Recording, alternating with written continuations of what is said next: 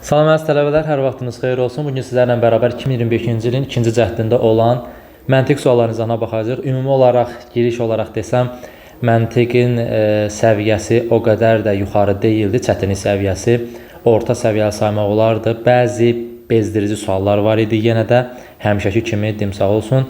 Şəkil suallarına bu dəfə biraz bezdirici qatmışdı. Bir dənə də təbii ki, blok sualı çıxmaq şərti ilə yerdə qalan suallarda o qədər də bir çətinlik yox idi. Baxaq görək sualları necə həll etməliydik. 46-cı sual. Qanun uyğunluğu müəyyən edin deyir. Buradakı qanun uyğunluq nədən ibarət idi? 4 tərəfi var, bunun 5 tərəfi var. Cəmi elədi 9. Bunu da cəmi toplasan edir 9. 9 9-a bərabərdir. Bu məntiqlə getsən amma alınmayacaq. Növbəti hissəyə gəlirəm. 4 5, yəni sırf cəmlərinə bərabərdir məntiqi deyil. 6 3 yenə 9 9. 5 3 bu elədi 8, bu elədi 10. Bu 8, bu 10. Baxın 9 9 9 9 gəlbəsi niyə 8 10 yazdı? Niyə 8 10 yazdı? Deməli bərabərlik söhbəti deyil. Cəm söhbətidir. Bu da 18 verir, bu da 18-i verir, bu da 18, bu da 18. Deməli bu da cəmləri 18-i verməlidir. Burada 4 6 10 var, 8 yoxdur. 8 hansı variantdadır? A variantındadır. Cavab 46-da A variantı. Yəqin ki, razılaşarsınız ki, bu çətin sual deyil. 47-ci sual, idxal, ixrac. Çox rahat olan sözlərdən inanmıram ki, bu sözün mənasını bilməyən tələbə olsun. İdxalla ixrac bir-birinin antonimidir. Antonim olan burada bir dənə alqı, satqı var. B variantı uzatmağa ehtiyac duymuram. Borc, kredit, rəqəm ədəd, əmtəl pul, görüş, qəbul. Yoxdur, antonimlik yaradan başqa bir variant. 48-ci sual təkrar sualı idi. Sınaq suallarında səhvlərimiz olub. 2023-cü ilin kosmos, Yupiter, Venera, Neptun və Saturn sözləri idi. Kosmos fərqli cavabdır. Digərləri planet adlarıdır deyə A variantı olmuş olur. 49 4 yerə qatlanmış vərəqdə kəsr edilib. Yenə də təkrar bir sual. Çox rahatlıqla çıxardacağıq. Nəyə? Əsas şəkil hardadır? Əsas ana parçadadır. Onu birinci müəyyənləşdirək. Görürəm ki, bir dəfə yuxarıdan aşağıya qatlanma var. Bir dəfə də sağdan sola doğru qatlanma var. Deməli, sol aşağı küncdə o fiqur qorunub saxlanmalıdır. Baxın, aşağı baxan bir hissə var, amma A bəndində elə bir hissə yox deyə çıxırsan gedir. B bəndində hələ ki qalır, amma bu hissəni yuxarı çevirəndə aşağı baxan bir hissə olmalı deyə çıxır. Yoxsa əsas parça ilə bir problemim yox idi. C bəndində biraz belə eləyək ki, eyni anda görə bilək. C bəndində nə səhvdir? Aşağı baxan hissə. Bu hissəyə diqqətlə baxın. Bu hissə orada yuxarı baxır, burada aşağı baxır. Əsas şəkildə fikir verin. Yuxarıya baxır, amma C bəndində onu aşağıya baxan kimi vermişdi. Biraz test skan olub deyə biraz da görsənmir, amma testdə daha açıq aydın görsənirdi. Bir problem yox idi. D bəndinə baxıram. D bəndində aşağı, yuxarı, aşağı olan. Baxıram yuxarıdır, doğru. Yuxarıdır, doğru, aşağıdır, doğru. İndi simmetriyasına baxsam, yerindədirsə D bəndini götürəcəm. Bu formada simmetriyaya baxsam, həqiqətən yerindədir, bir problem yoxdur. Yuxarı çevirsəm, bunlar yerində, bunlar yerində, bunlar yerində. Cavabımız olacaq nə? D variantı. Bəs Y bəndinin səhvi nədən ibarət idi? Y bəndinin səhvi, simmetriya səhvi görsənmir. Böyük ehtimal ki, fiqurun yerində olmaması məsələsi var. Ki, baxın, bu küncdən belə bir üçbucaq çıxır. Amma burada küncdən üçbucaq çıxmayıb, oradan çıxardıb deyə Y variantı yanlışdır. 4 sual izah eləmişik. Düzdür? Yoxsa 5? 4 nə? 46, 47, 48, 49. 4 dənə sualda məncə çətinlik çəkiləcək. Heç nə yoxdur. 50-ci sual biraz 2 sm məsələsi biraz yora bilərdi sizi. Amma niyə yorsun ki? 1 sm-dən həll eləməyə bacarsansa, 2 sm-dən həll eləməyə də bacarmalısan. Deməli, bu hissəyə baxın. 1, 2, 3, 4, 5, 6, 7, 8, 9, 10, 11. 11 dama var. AB 22-dirsə, buradan tutmalısan ki, 1 dama 2 cm-dir. Deməli, 1-in 1-ə yox, 2-2 hesablayırsan. Gəlin hesablayaq. Birinci kvadratları hesablayacağım. 2-2 olur 4, bu da 4, bu da 4, bu da 4. Bir də simmetrik bir fiqur olduğuna görə bunu yarıdan bölüb, bir dənəsini tapsam, digərini də həmin özünü yazmış olacaq. Yəni, bir də bunu hesablamağa gərək yoxdur. Deməli, 4, 4 yazdıq. Burada belə bir üçbucaq var. 3, 2. Kateti 3'dür, bir də 2'dir. Amma 3 cm götürmür ki. Hərəsi 2 olanda 2 bura, 2 bura, 2 bura elədir 6. 2, 2, 4 də bura. Düzbucaqdan sağa düstur nədir? Katetləri hasilinin yarısı. 24 2-yə bölsəm neçə eləyir? 12. Yəni elə bu balaca üçbucağı da tapaq. 2, 2-yə vurub 2-yə bölsəm eləyər 4. 2 daha doğrusu 4 nə idi? Deməli, katetləri hasilinin yarısı 2-ni verir. Sonra o balaca üçbucaq 2-dirsə elə bu balaca üçbucaq da 2-dir. İtirməmək lazımdır. Sonra buna 4 yazıram, buna 4 yazıram, buna 4 yazıram. Sonra konkret tək kvadratlar deyə. Bu üç bucağa baxın. 3 bura, bir də bura. Yəni 2-dən hesablasam 6 bu tərəfdir. 2 bu tərəfdir. 6 dəfə 2 12. 2 də bölsən 6. Bura elədi 6. Bu hissədə yuxarıdakı üç bucaqla nə olduğunu gör. 12 də bura yazsın. 12, 16, 20, 24, 30, 42, 44, 48, 52, 56, 60, 62. 62 buradırsa 62 də buradır. 62, 62 getdi. Buraya yazsan 4, buraya yazsan 4. Bunlar da getdi. Burada rahatdır. Sonra yenə 2, 4, 6-nın 2-yə olan hissə var. 6 və 2, 12, 2-yə də bölsən 6 edir. Bura 6, elə burada 6-dır.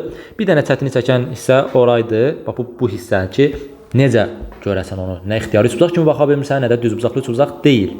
Onu da nə edirdik? Gəl bunları cəmləyib yazım qırağa, silim, daha rahat görəsiz deyə.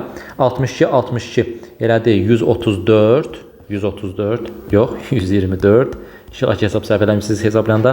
Biraz tez izah eləmək istəyəndə bəzən hesab səhv eləyirik. 124, sonra 10 bu, 10 da bu, 20 də buradan gəldi, elədi 144.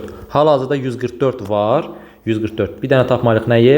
O balaca hissələr. O balaca hissələr belə iki formatda trapesiya kimi də tapa bilərsiniz. Mən də hamının başa düşdüyü dildən istəsəz, deməyimi istəsəz, kvadrat üzərindən gedərəm.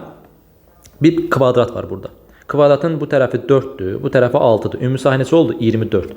Həmin 24-dən çıxsan bax bu hissənin sahəsini və bu hissənin sahəsini, ortada qalan hissənin sahəsini taparsan, rahatlıqla müəyyənləşdirmiş olarsan. İndi bax bu düz bucaqlı üç bucağın sahəsi nəyə bərabərdir? 4, burada olur 6. 4 dəfə 6, 24, 2-yə də bölsən neçə edir? 12. Deməli, buraya yazıram 12. Sonra bir də bu hissəyə baxıram. 2 belə, 2 belə. Yəni 4, 4.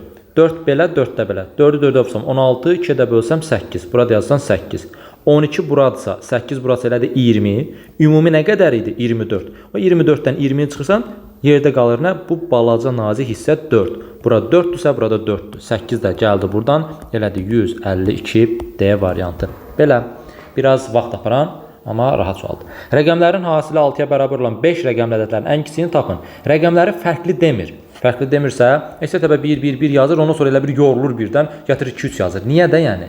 Bundan əlavə 1, 1, 1, 1, 6 yoxdur ki, 11123 böyük, yoxsa 11116. Mənə kiçiyi lazımsa bunu götür də. Niyə bunu götürürsən ki?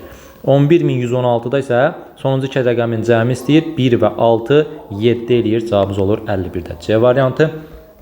52-ci təkrar bir qəbul sualıdır. Yazırıq. İradə var, sonra natəvan var, bir də sevil var. Bunlarla bağlı məlumat deyir ki, biri toxuyur, digər çay içir, üçüncü televizora baxır, lap yaxşı.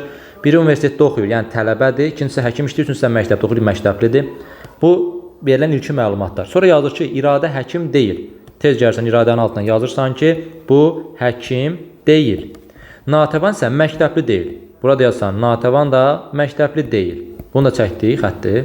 Həkim televizora baxmır. Kənardan yazsan ki, həkim kimdir bilmirəm, axı sadəcə iradənin həkim olmadığını bilirəm. Həkim televizora baxmır. Bunu yadda saxlayırıq. Məktəbli çay içir. Məktəbli çay içir. Bunu da yadda saxlayırıq. İndi bunu yazan kimi tez natəvanın altına çay içmir yazmalıyıq. Niyə? Əgər bax bunu tutmaq lazım idi. Bu qırılma anını görsəydiniz, nöqtəni görsəydiniz əla. Yəni, təkrar sual kimi yadda qalsa ayrı, yeni sual kimi görürdünüzsə, bu formanı tutmalıyız bu hissəni. Məktəbli əgər çay içirsə, natəvan məktəbli deyilsə, deməli natəvan çay içməyəcək də. Çay içən məktəblidir. Məktəbli də natəvan deyil. Bu necə çay içsin ki? Deməli, natəvan çay içmir. Sonra arxasında yazır ki, natəvan toxumağı bacarmır. Yazıram, natəvan toxumağı bacarmır. Natəvan çay içmir. Toxumağı bacarmırsa, onda nəyə baxır? Televizora baxır. Buradan çox rahat şəkildə televizor olduğu çıxır ortaya. Yəni, televizora baxdığı çıxır ortaya. Əgər bu televizora baxırsa, natəvan həkim ola bilərmi?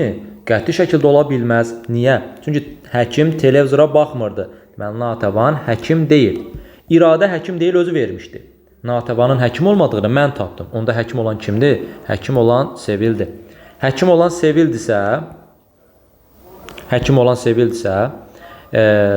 məktəbli deyil demişdi, düzdür? Bu məktəbli deyilsə, bu da məktəbli deyilsə, onda məktəbli kim qalır? Məktəbli iradə olmuş olur. İradə məktəblidirsə tələbə kim olur? Tələbə də natəvan olmuş olur. Digəri lazım deyil, çünki mənə lazım idi.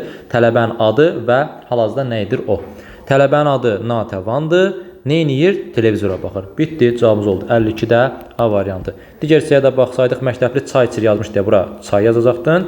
Həkim də televizora baxmırdı, çay gedib toxuyurdu, proqrezasını toxuyur. Bəzən deyirlər ki, burada Sevil toxuyur cavabı da var, amma səndən soruşur ki, tələbənin adı nədir və o hal-hazırda nə edir soruşur. 53 təkrar bir qəbul sualıdır, çox rahat olan. Yəni bunu yazmamaq günahdır. 5, 7, rəqəmlərin cəminə baxın. 2, 3, 5, 6, 12, 15, 20, 25. 6, 6, 12, 17, 21, 22, 25, 8, 9, 11, 15, 25. Hamısı 25 rəqəmlər cəmi. 2, 3, 5, 6 da bu 11, 9 da bu 20. Nə lazımdır mənə? Rəqəmlər cəmi 5 olan. O da sadəcə Y variantda var ki, 14-ün rəqəmləri cəmi 5 idi. Çətin sualdırmı? Əsla. 53-ə qədər gəlmişəm. 53-ə qədər suallar heç biri çətin deyil. Çox rahat şəkildə yazılacaq sual tipləridir. 54 də həmçinin nə edəcəksən? Bir-bir variantları, indi buradan üstünə xətt çəkilibdir. Variantları çıxacaqsan. Görək düzgün çəkib yoxsa yox. Deməli, bir-bir baxmaq lazımdır. Bir-bir baxmasan, aləmi vuracaqsan bir-birinə, dəyəcək bir-birinə. Bu hissədə görürsən ki, bu xətt yuxarıda kəsik kimi yaramalıdır burada. C bəndində yaramayıb o kəsik, ona görə yanlışdır. Y bəndində o kəsiyi verməyib, ona görə yanlışdır. Çıxırsan, digər variantlar hələ ki, həmin hissəyə görə saxlayırsan. Sonra keçsən başqa bir şəkilə. Misal üçün, bu tərəfin aşağıya fırladılmasını görmək istəyirsən. Yuxarıdan aşağıya fırladılarkən, baxın, burada olan trapesiya gəlir, bax, bu hissədə trapesiya formasında aşağıya düşür. Çünki bu xətt ora düşməlidir. Trapesiya düşürsə, niyə A bəndində orada 3 buzaq verirsən ki, deyil? A bəndini çıxırsan, qalır B ilə D. B ilə D-nin fərqi nədir? Variant olaraq baxsan, bu hissəyə baxıb tapa bilərsən. İndi orada görə fərq nədən ibarətdir? Mən görürəm ki, yuxarı hissəyə sadəcə burada olan balaca bir trapesiya hissəsi düşməlidir. Bu 5 buzaqlı hardan gəldi? O aşağıya düşəcək. Ona görə B bəndini çıxsan, cavablar nə? D variantı yenə rahat suallardan biri idi. 55. Turxan və Mahir sözlər vermişdi. Biraz bulanıq görsənir burada. Əlifba sırası ilə olan bir şey idi.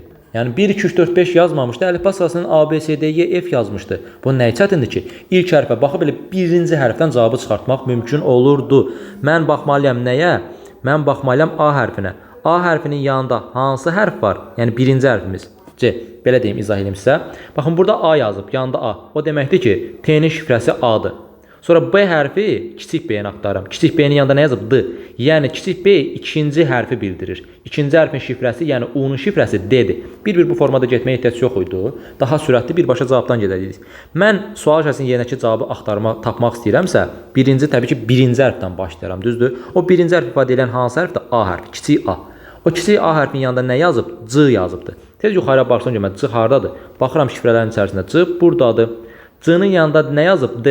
D dördüncü hərfdir. Sayırsan 1, 2, 3, dördüncü hərf nədir? İ. Deməli, sənin cavabın İ ilə başlamalı. Burada bir dənə variant var. İmran cavabı B variantı. Bitdi, getdi. Yəni deyirəm, əlifba sırasının ilk hərfi A hərfi deyə, bura 1 yazdım. Birin yanında C hərfi var. C hərfini buradan axtardım. Digər yerdə də heç yoxdur. Bir dənə burada var idi, C. C-nin yanında hansı hərf var? Kiçik hərflə D. D neçəncidirsə, deməli o həmin hərfin şifrəsidir. 1, 2, 3, 4. D dördüncü hərfdə əlifbada. Onda dördüncü hərfi sayırsan ki, bu İ-nin şifrəsiymiş. Onun İ-nin şifrəsi isə cavabında İmran olsun, digərlərini yoxlamağa ehtiyac yoxdur. 56-cı sual tipi təkrar sual sayılır. İçərisindəki rəqəmlər dəyişib sadəcə. Nə olsun? Yəni içindəki rəqəmləri də mi dəyişməsin? Bir fərqli eləməlidir ya yox? Deməli 0.5-dən 4-ə getmək üçün nə edirəm? 2-yə vurub üstünə 3 gələrəm. 4-ü 2-yə vuraram, üstünə 3 gələrəm, 11 eləyər. 11-i 2-yə vurub üstünə 3 gələrəm, 25 eləyər. Və yaxud da ki, 5.5-i 2-yə vurub üstünə 3 gəlsən, 14. 14-ü 2-yə vurub üstünə 3 gəlsən, 31. 31-i 2-yə vurub üstünə 3 gəlsən, 65 deyib yormaq istəmirəm. Hamısında bu qayda keçərlidir. Oxların sadəcə istiqaməti görsədirdir onsuz da ki. 11.5-i 2-yə vursam, 23 üstünə 3 gəlsəm, 26. 26-nı 2-yə vursam, 52 üstünə 3 gəlsəm, 55 eləyər. Həqiqətən də 55-i 2-yə vursan, 110. Üstünə 3 gəlsən 113 eləmiş olur. 56-da da cavabımız A variantıdır. 57-ci sual biraz qəribə görsənən tip olsa da 4-5 dənə eyni şey var. Fiqur var, düzdür? Onun 4-ü eyni bir fiqura çevrilir, biri dairəyə. Təzədən buradan bura keçəndə 4 dənə eyni fiqur var. Yenə onlardan biri dairəyə çevrilir, digər 3-ü başqa bir fiqura çevrilir. Yenə buradan bura keçəndə yenə bax bu oxşar 3 dənə dairə var. Yəni hər dəfəsində oxşar olan hissələrin biri dairəyə çevrilir. Yerdə qalanların həmin sayında əlavə bir fiqur gətirir ora. İndi mən növbəti şəklə keçəndə nə etməliyəm? Bu fiqurlardan birini yoxa çıxardıb, yəni əvəzinə dairə çəkib, burada yeni bir fiqur əlavə etməliyəm. Olsun bir dənə variantla tapmalı artıq bilmirəm hansı fiqurdur. O da variantda bir dənə B bəndində idi ki, 4 dənə dairə var. Bəlkə də əksər tələbə bunun məntiqini tutmayıb. Elə birbaşa burada 1 dairə, burada 2 dairə, burada 3 dairə var deyə burada da 4 dairə götürüb. Xoşbəxtlikdən də variantlarda başqa 4 dairə olan yoxdur deyə elə cavabı B bəndi götürmüş olsunuz. Məntiqi də bu idi ki, hər dəfəsində bir dənə dairəyə çevrilmə var və digərləri bir vahid azalır. Biri dairə çevirsə deməli azaldı da. Digərləri də fərqli oxşar fiqurlara çevrilməli idi. 58. 3 söz daha rahat tapılırdı. A bəndi filoloq, C bəndi psixoloq, Y bəndi fizioloq. Amma B bəndindən D bəndi biraz tərəddüdə qaldığını gördüm tələbələrin. Astronom və ekologiya sözləridir. Astronom. Astronom, bəli. Sonra E-K-A-L-O C-I-Y-A. Ekologiya. Ekologiya sözündə əslində burada onlar 2 dənədir. Ekologiya olmamalıdır.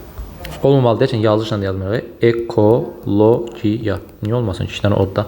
Deməli, cavabımız olacaq nə? D variantı ekologiya. İkinci deyişlə yazdıq.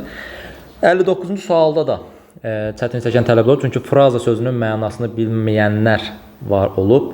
Yəqin ki, Azərbaycan dili müəllimləri burada səhv eləməzdi. Ümid edirəm ki, frazem sözündən də əlaqələndirə bilərsiniz. Fraza cümlə, ibarə deməkdir. Fraza sözlərdən ibarətdirsə, bina da mərtəbələrdən ibarətdir deyib Y bəndini seçə bilərdik.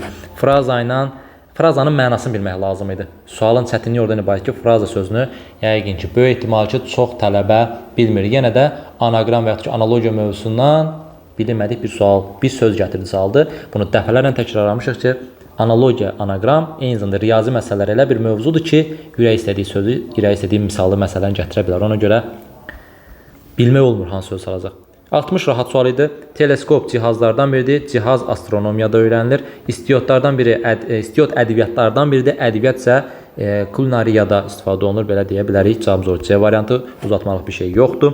61-ci sual. Çox sadə, çox rahat. Misal üçün 54-ü 75-ə vurmaq istəsən, neyini yersən? Birinci 5-i 54-ə vurarsan, düzdür? İndi mən birinci AB-ni CD-yə vurmuşsun, D-ni nəyə vuraram? AB-yə vuraram. Göstərir da sən ki, D-ni AB-yə vuranda 472 eləyir. Yazsam bura 472. Sonra 7-ni 54-ə vuraram, düzdür? İndi də burada C-ni AB-yə vurarsan. C-ni AB-yə vuranda neçə eləyir? 531. Qoçaq tələblər gətir, bunu alt-alta yazır. Olmaz. Riyazi qayda öyrənsən, bir vahid sola sürüşməlidir. Onda da 531-i buraya yazırsan, olur 2, 8, 7 və 5. 5782 cavabımız olur 61-də B variantı. Gəldik 62-ci suala. Çox rahat suallardan biridir. Yenə də 27-14. Ortada romb var deyə sol-sola, sağ-sağa bərabərdir. 9A 27-dirsə A 3-dür. 7B 14-dirsə B 2-dir. A-ya 3, B-yə 2. 8 üstünə 2 elədi 10. Üzərinə gəl. Keçirəm indi ikinci mötərizə. 3 bucaq var. 33 bu tərəfdirsə 11A 33 isə A 3-dür. 9B 18-dir. 9B 18 isə B 2-dir. A-nın yerinə 3, B-nin yerinə 2. 9, 11 çıxanda üçün eləyir 8. Çıxılsın. 15 16-da da kvadrat işarəsi var. Onda burada hesabsan. 5A 15-ə bərabərsə deməli A 3-dür. 8B 16-ya bərabərsə deməli B 2-dir. Bura yazıram 5, bura yazıram 2, buraya yazıram heç nə. 5-dən 2 çıxdım. 3 üstə də 5 gəldim elədi 8. 18-dən 8 çıxsam eləyər 10, 62 də cavabımız oldu. B variantı. Riyazi əməllərə aid çox sadə bir sual. Məncə bunun üzərində deməzsiniz ki, niyə bu var. 63-cü sualda fərqli bir söz var, amma buna başqa bir variant yazan tələblər mənə çatmır. Niyə də? Yəni, niyə buna virus yazasan? Niyə buna qüsur yazasan? Bilmirəm. Yəni, yenə də konkret olaraq sözün mənasını bilmək lazım idi. Yəqin ki, tiplə bağlı olan, tiplə bağlılarda yəqin ki, bunu tam dəqiq bilmirəm. Sosiologiya elmlərdən biridir. Defektoskop isə cihazlardan biridir. A variantı olur. Yəni, defektoskop nə olar? Mikroskopun hansısa bir forması olsa, burada sosiologiyanın elm arasındakı əlaqəyə baxırsan. Sənə mikroskopun növü. Nə dedik? Mikroskopun növü deyil, bu ayrı-ayrı. Defektoskop bir cihazdır. Mikroskopla əlaqəsi yox. Deməli, sosiologiya elmlərdən biridir. Defektoskop isə cihazlardan biridir. Niyə qüsur yazırsan deyəndə, müəllim, burada defekt sözü vardı, ona görə dedim qüsur olar. Nə dəxli? 64-cü sual. 64-cü sualda tələbələrdən səhv edənlər vardı. Niyə? Yer dəyişmə olmasın deyə variant elə onu görə çaşdırırdı. Deyir ki, müəllim, B variantıdır. Deyir, 3 buzaq elə birbaşa gəlir, oturur yerinə, burada gəlir. Sən əgər bu B bəndinin bu hissəsini gətirib yerinə çəksən, onda belə bir şəkil alınacaq. Biraz da kobud çəkdik biz.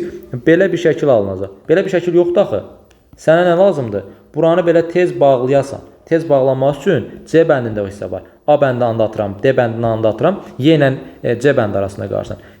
Y bəndində də burada düz üçbucağın sanki bir düz tərəfi kimi var. Mənə lazım deyil. Mənə bu dairənin bu hissəsini qapadacaq yarım oval şəklində belə bir hissə lazımdır. Bu da sadəcə C variantında var. Çətin sual deyil. 64-cü suala qədər mən çətin sual görmədim. Analogiya, anagram mövzularında olan sözləri çıxmaq şərti ilə ki, orada heç kim heç nə deyə bilməz. Söz ehtiyatın çox olmalıdır. Gəldik 65-ci suala. Qəşəng bir dənə orta səviyyəli sual idi. Yəni düz və səhv yazan tələbələr də var idi burada. Deməli, sualı səhv anlayan tələbələr də var idi. 5 uşaq və 6 valideyn var. Burada görə bilərsiniz 11 nəfərlik yerdir. Hər valideynin bir tərəfində uşaq, o bir tərəfində valideyn oturmalıdır. Baxın, valideynin bir tərəfində valideyn, bir tərəfində uşaq. Valideyn bir tərəfində valideyn, bir tərəfində uşaq. Valideyn uşaq yerlərini qəşidik. Hamısında o formada qoyulur. Baxın, valideynin bir tərəfində uşaq, bir tərəfində valideyn. Valideynin bir tərəfində uşaq, bir tərəfində valideyn. Hamısında o forma qorunmuş olur. Hər uşaq yalnız öz valideyninin yanında oturmalıdır. Hər uşaq öz valideynin yanında otursa, deməli bu U V-nin övladıdır ki, bunun yanında otursunlar. Bu V bununla əlaqəsi yoxdur, bu U-nun da bununla əlaqəsi yoxdur. Bu U, onda bu V-nin övladıdır. Daha sonra bu V-nin övladı bu U-dur. Bu V-nin övladı bu U-dur. Burada isə müəllim bu həm bunun olarmı? Niyə olmur ki? Bir atası, bir də anasıdır da. Valideyn deyilən nə nəzərdə tutulur? İkisi nəzərdə tutulduğuna görə deməli U-nun həm atası, həm anası burdadır. Zaten 5 uşaq, 6 valideyn deyəndə sən oradan tutmalıydın ki, burada hər hansısa bir uşağın 2 valideyni də oturub burada. Bu da açıq-aydın görsənir. İndi bizə deyir ki, verilmiş qaydaları pozmadan bu masa arxasında əlavə olaraq aşağıdakılardan hansıların oturması mümkündür? Ana və atası ilə uşaq. Baxın, gəlin onları deyək. Ana və atası ilə uşaqlar. Deməli, 2 dənə valideyn, bir dənə uşaq deyir. Düzdür? 2 dənə valideyn, bir dənə uşaq deyirsə, şərtdə nə deyirdi? Hər uşaq yalnız öz valideyninin yanında oturmalıdır. Onda mən avtomatik olaraq bu V-ni bunun ortasına alıram. Çünki hər tərəfdə valideynlər olmalıdır ki, hər uşaq öz valideyninin ortasına otursun. Deməli, V, U, V düzülüşü lazımdır ki, mən onu harasa əlavə edə bilirəmmi, yoxsa əlavə edə bilmirəmmi? Mən gətirib həmin hissəni V, U, V-ni. Bir də ki, fikir verin, qaydaları pozmadan biz əlavə şəxs düşünürük. Ya, burada o vəziyyəti yarat demir.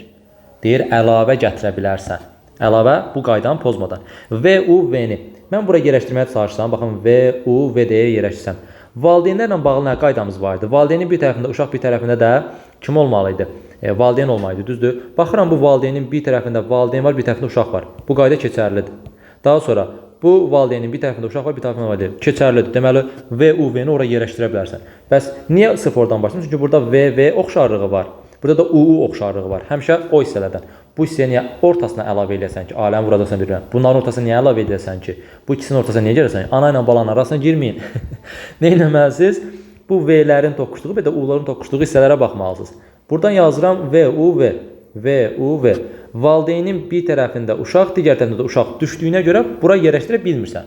Amma fakt mən oraya yerləşdirəcəyim bir hissə tapmışdım. Tapmışsa deməli 1 olar. Keçirəm 2-yə. 2 uşağı ilə ana. 2 uşaq ilə ana nə deməkdir? Uşaq, uşaq bir də valideyn demək, düzdür? Valideynlərin yanında olması üçün uşaqları yan-yana yaza bilməzsən. Mütləq valideyni ortaya almalısan. U və U. Gəlirsən bu hissəyə. U və U-nu yazandan sonra valideynin bir tərəfində, baxın yazmışdı, hər valideynin bir tərəfində bir uşaq, o bir tərəfində valideyn oturmalıdır. Bu 2 dənə şərt artıq bir-birinə ziddiyyət təşkil edir buradaca. Mən U və V yazsam, bu şərti pozmuş olacağam. Baxın bu şərti. Hər uşaq yalnız öz valideynin yanında oturmalıdır. U, V yazsam. Bu uşaq öz valideynin yanında oturmadı axı. Öz qardaşının və ya ki bacısının yanında oturdu. Düzdür? Deməli olmaz. Yox, onda onu yox deyib bu qaydanı keçərli edirsən. Onda bu şərti pozmuş olursan. Valideynin bir tərəfində uşaq, digər tərəfində isə valideyn, yəni birində valideyn, birində uşaq oturmalıdır. Amma burada valideynin hər iki tərəfinə uşaq düşüb. Deməli, ikini heç cür yerləşdirə bilməzsən. Bir də yazır ana ilə uşağı, yəni bir valideyn, bir dənə də uşaq. Bu V, U-nu hara yerləşdirəcəksən? Gətirsən, V, U-nu bura yerləşdirmək istəyirsən. V, U-nu bura yazdın. Bir də buraya yazdıq da, çünki başqa yerə ortalığa ata bilməzsən. V, U-nu yazdım bura. Valideynin bir tərəfində uşaq, valideynin bir tərəfində uşaq düşdümü? Düşdü. Amma bu birisi tərəfə baxıram ki, burada valideynin bir tərəfinə uşaq düşdü, yenə bir tərəfində uşaq düşdü. Bu mümkündür? Yox. Yəni, özü daxilində baxanda düz gəlirdi. Amma söhbət bu valideynə keçəndə, valideynin bir tərəfində uşaq, bir tərəfində də valideyn olmalıdır. Məsələsi pozulurdu. Həm bu tərəfində, həm də bu tərəfində U düşürdü. Yəni, V-ni bura yazırsan, onu da bura yazırsan. Görsən, alınmır. Yaxşı, deyirsən, mən bəlkə aşağıda alınır. Gəl, yoxlayaq. Nə deyirdik? V ilə U-nu. U ilə V-ni də yoxsan alınmır. V ilə U. Bura yazıram V, bura yazıram U. Yenə baxıram ki, valideynin bir tərəfinə uşaq, bir tərəfinə uşaq düşdü. UV yazsam, yenə də valideynin bir tərəfinə uşaq, bir tərəfinə uşaq düşdü. Yəni UV hissəsi də heç cürə o hissəyə əlavə oluna bilmir. O qədər çətin sual deyildi. Sadəcə çox maraqlı və məntiqli suallardan biridir. Orta səviyyəli sual saymaq olar. Bunu asan səviyyəli demərəm buna. Deməli, yalnız bir cavabımız olur 65-də C variantı. 66 çox rahat olan bir sualdır. Şəkil cədvəllərinin hər sətirdə üçünün oxşar olmasıdır. Baxıram, burada dairə var, amma növbətisində dairə yoxdur. Gəlin, birbaşa ondan başlamayaq. Təsadüfən getdik, onun üstünə çıxdıq, cavaba çıxdıq. Bu var. X gördüyünüz hamısında var. İndi dairə burada varsa, deməli, üçüncü hissədə də dairə olmalıdır. Və yaxud da ki, kvadrata fikir verin, burada var, burada da var. Nöqtələrə fikir verin, burada da var. Yəni, hər sətirdə nöqtələrdən istifadə olunur. Bəs hansından istifadə olunmayıb? Plusa baxın, plus burada var birinci sətirdə. Plus ikinci sətirdə də var, amma üçüncü sətirdə plus yoxdur. Plus yoxsa, deməli, bunun içində bir dənə plus atırsan, cavabın olur nə? 66-da A variantı. Məncə indiyə qədər hələ ki, yaxşı gedirik.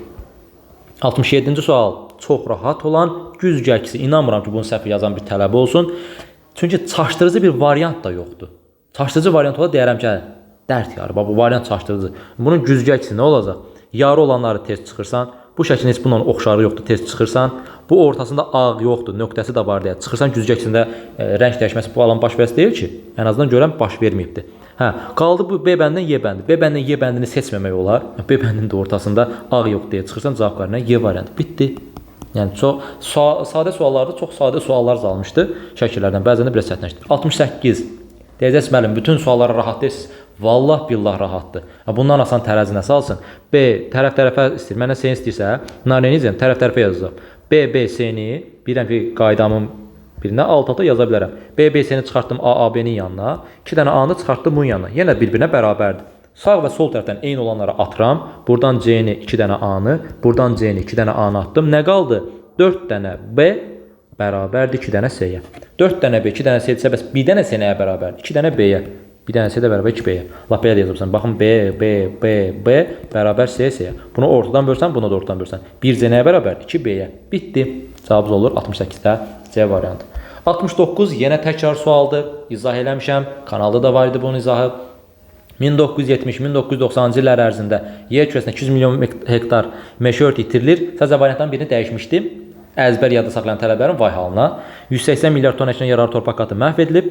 Bu tendensiya deyil, nəticələrdən hansısa səbəb ola bilməz. Başınız ağrıdır, hamısını oxumuram. Təkrar variantlardan bir-bir qaydarıq ora. Atmosferdə qazların normal nisbətinin pozulmasına.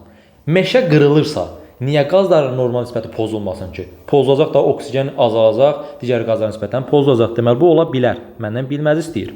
Dünyanın fiziki xəritəsinin dəyişməsinə. Bunu saxlayıram, çünki bu variant çaşdırıcı gəlib uşaqlara. C-ni də saxlayıram. Atmosferin qoruyucu ozon qatına bunu saxlayıram. Münaqişələr, müharibənin saxlayıram. Hamısı saxlaya gedirəm. Gəlin izah edeyim birini. Məsələn, baxın, C bəndini çıxacam. Niyə? Bioloji növ müxtəlifliyin azalmasına. Bioloji növ müxtəlifliyi nədir? Heyvanlar aləmi. Niyə azalmasın ki? Bitkilər aləmi. Niyə azalmasın ki? Meşələr qırılanda bitki də yoxa çıxır. Normal olaraq meşə yox olduğuna görə heyvanlar da yoxa çıxır. Deməli, bioloji növ müxtəlifliyi azalmasına səbəb ola bilər. Məndən bilməz istəyir. Sonra münaqişələrin, müharibələrin artmasına. Bəzi tələbələrin beynində bu qalır. Ya B, ya Y, ya da D qalır əksərə.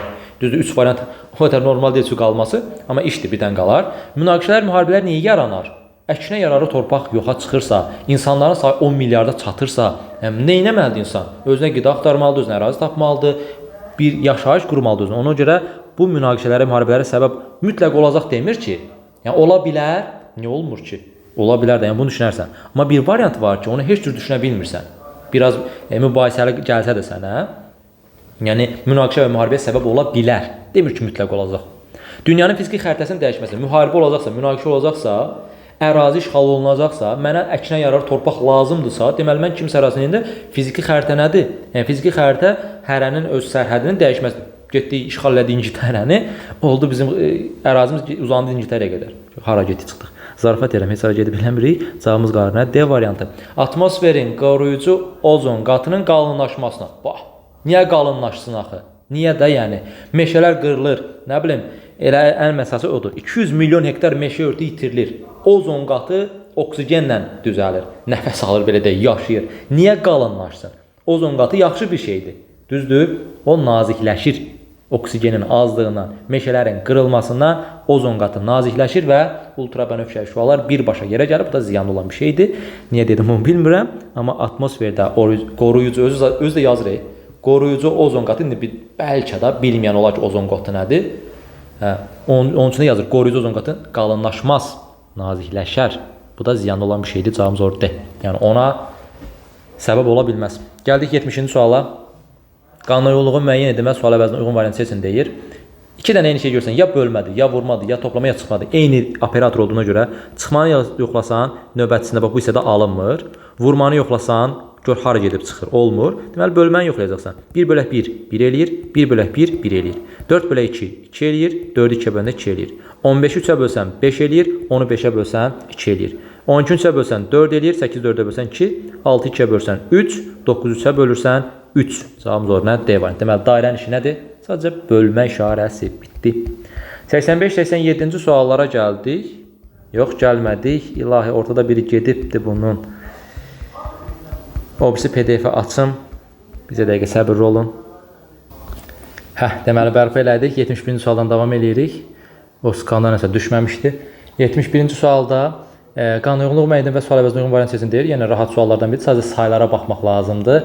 Saylara baxanda baxın, birinci 4 ilə başlayır. Bu 4 ilə başlayan hissə burada 3 ilə davam edir. Burada 4 ilə başlayan burada 2 dənədir. Burada 4 ilə başlayan burada 4 dənədir. Deməli 4 3, 4 2, 4 4 varsa mütləq tapacaqsan bunun hansıdır. Yəni bunun başqa variantı yoxdur. Fərqli olan hissələrdir. 1 2 3 4 dənədir. 1 2 3 4 dənədir. 4 4-dür. 4 4 isə deməli bu hara yazılmalıdır? Bura yazılmalıdır. 4 4 olan hissəyə. Bitdi. Daha sonra 4 2 hissəsən. Bu gün başqa nədən 4 dənə var? Sürətli baxsaq 1 2 3 4 dənə bu nədir bu? Lampada nədir? Ondan olsun. Bu aşağıdan neçə dənədir? 3 dənədir. Deməli 4 3 olan hissə hardadır? 4 3 olan hissə birincdədir. Deməli birincidə bu lampa olmalıdır. Nə keçəcəkdik? Necə çəkək? Belə, belə, belə, belə çəkək. Bu da oldu lampa. Yazdıq bura. 4 3. Deməli başqa hansından 4 dənə var? Onu da çəkəndən sonra 3 dənələr də keçib. Nəysə də siz elə bilin nədir? Burada çəkdim. Əl bacarığım zəif oldum. Bir daha sübut elədik. Başqa nədən 4 dənədir? Başqa nədən 4 dənədir? Gözümə dəysin, dəysin, dəysin, dəysin. Bu 1 2 3 dənədir, yox. Qaşıqdan 1 2 3 dənədir, yox. Çəngəldən 1 2 3. Daha bu 4 dənə olan nədir? Bıçaqdan. Baxın bu 1 2 3 4 dənə. 4 dənə ondansa, aşağıda ondan mən deyimdən 2 dənə olmalıdır. Çünki 4 dənə boşalan bir dənə bura qalıbdır. Həqiqətən baxın 1 2 dənədir. Üçüncüsünü, dördüncüsünü göstərə bilərsən?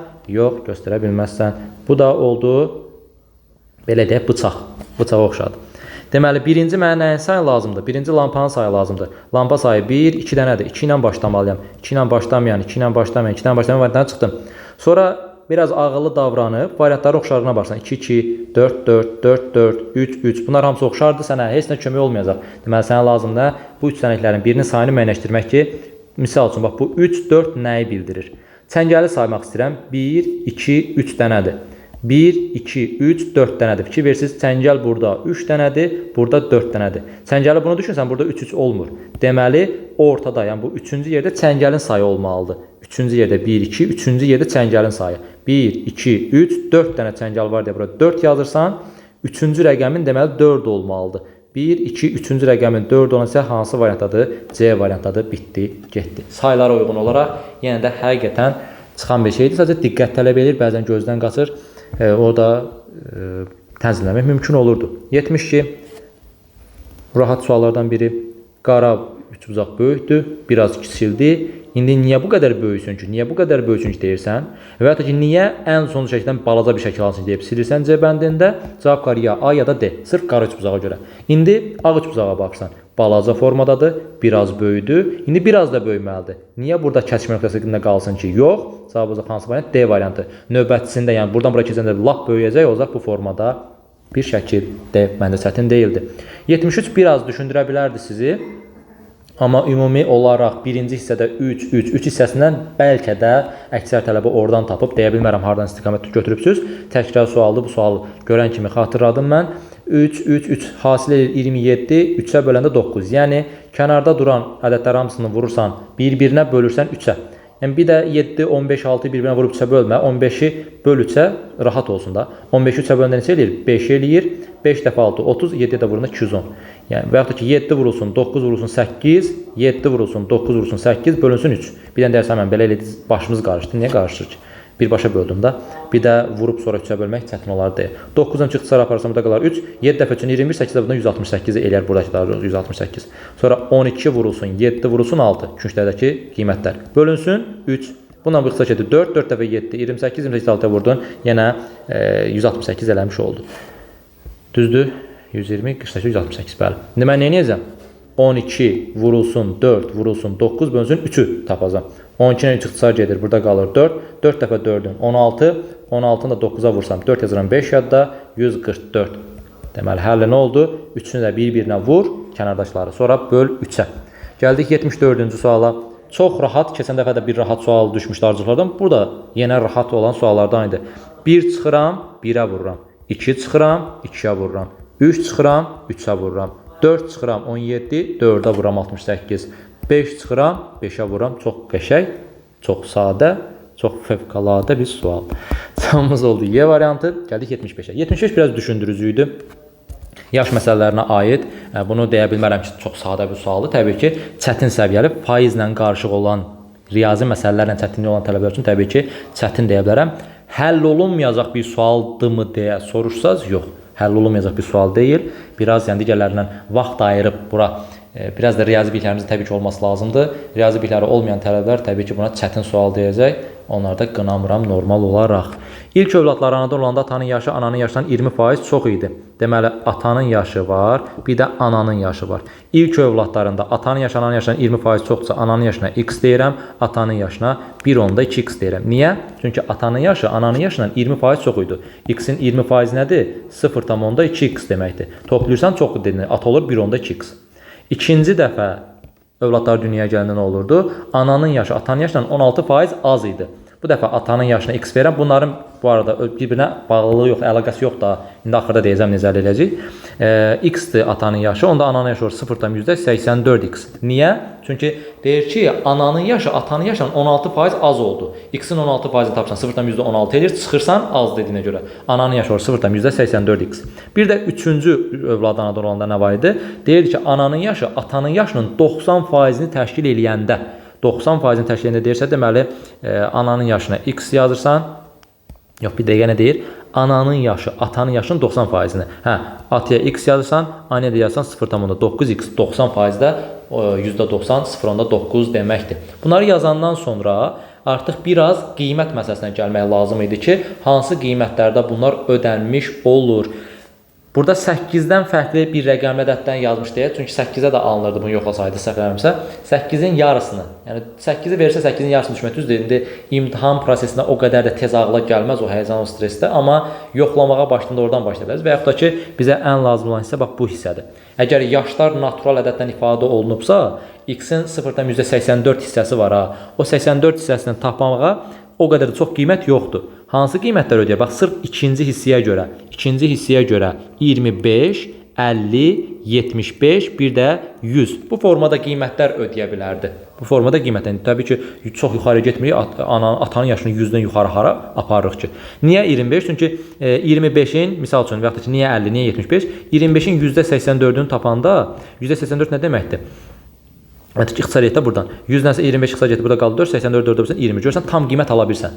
Başqa heç bir qiymətdə, yəni 25, 50, 75 qiymətlərindən başqa olan qiymətlərdə tam qiymət ala bilmirsən. Deməli, misalın giriş hissəsi ikinci övlad hissəsində olan məsələ, yaş məsələsi idi ki, o hissəyə toxunmaq lazım idi. Orada 25-i yazırdın, yoxluyurdun. Misal üçün 50-ni yazsam, 50-nin %84-ü neçə eləyir? 50-nin %84-ü. Burada getdi, bu 2 qaldı. 84 2 böləndə neçə elədi? 42 elədi. Bunu yoxlayaq. Niyə 50-dən başlayam ki? 25-dən başlamamışam. Kiçik qiymətdən başlayam. Alınmasa keç opsiyasına. Alınmasa keç opsiyasına zaten %10 tərəfə keçəsi deyilsən. 25 qiymətində. Bax, atanın yaşına 25 deyirəm. Ananın yaşında %25 ilə neçə olur? 25-in %84-dən. Daha doğrusu olur 21 yaş. 25-in %84-ü. İxtisar getdi 4, 84-ü 4-ə böldüm, elədi 21. 21. Deməli, ata ilə ananın yaş fərqi neçədir? Ata ilə ananın yaşı 25, 21, 4-dür. Deməli, bu 4 fərq həmişə qalmalıdır. Gəlin, yuxarıda yoxlayaq. Ananın yaşına 21 versəm, atanın yaşı nə idi? 1/2x. Görək, həmin qiymətləri uyğun gəlmiş olur. Yox, indi burada şeylər var idi, böyümələr var idi, düzdür? Yaş fərqi 4-dür. Mən burada gətirib 21 yazamam çünki birinci uşaqdan sonra ikinci uşağın olması üçün bir müddət var. Düzdür ortada. O müddəti nəzərə almaq şərtilə mən gətirib bura niyə 20 verim ki? Zaten lap başda yazanda dedim ki, bu biri ayrıdır, bu iki ayrıdır, bu üç ayrıdır. Bunların bir-birinə qarışacağı yoxdur.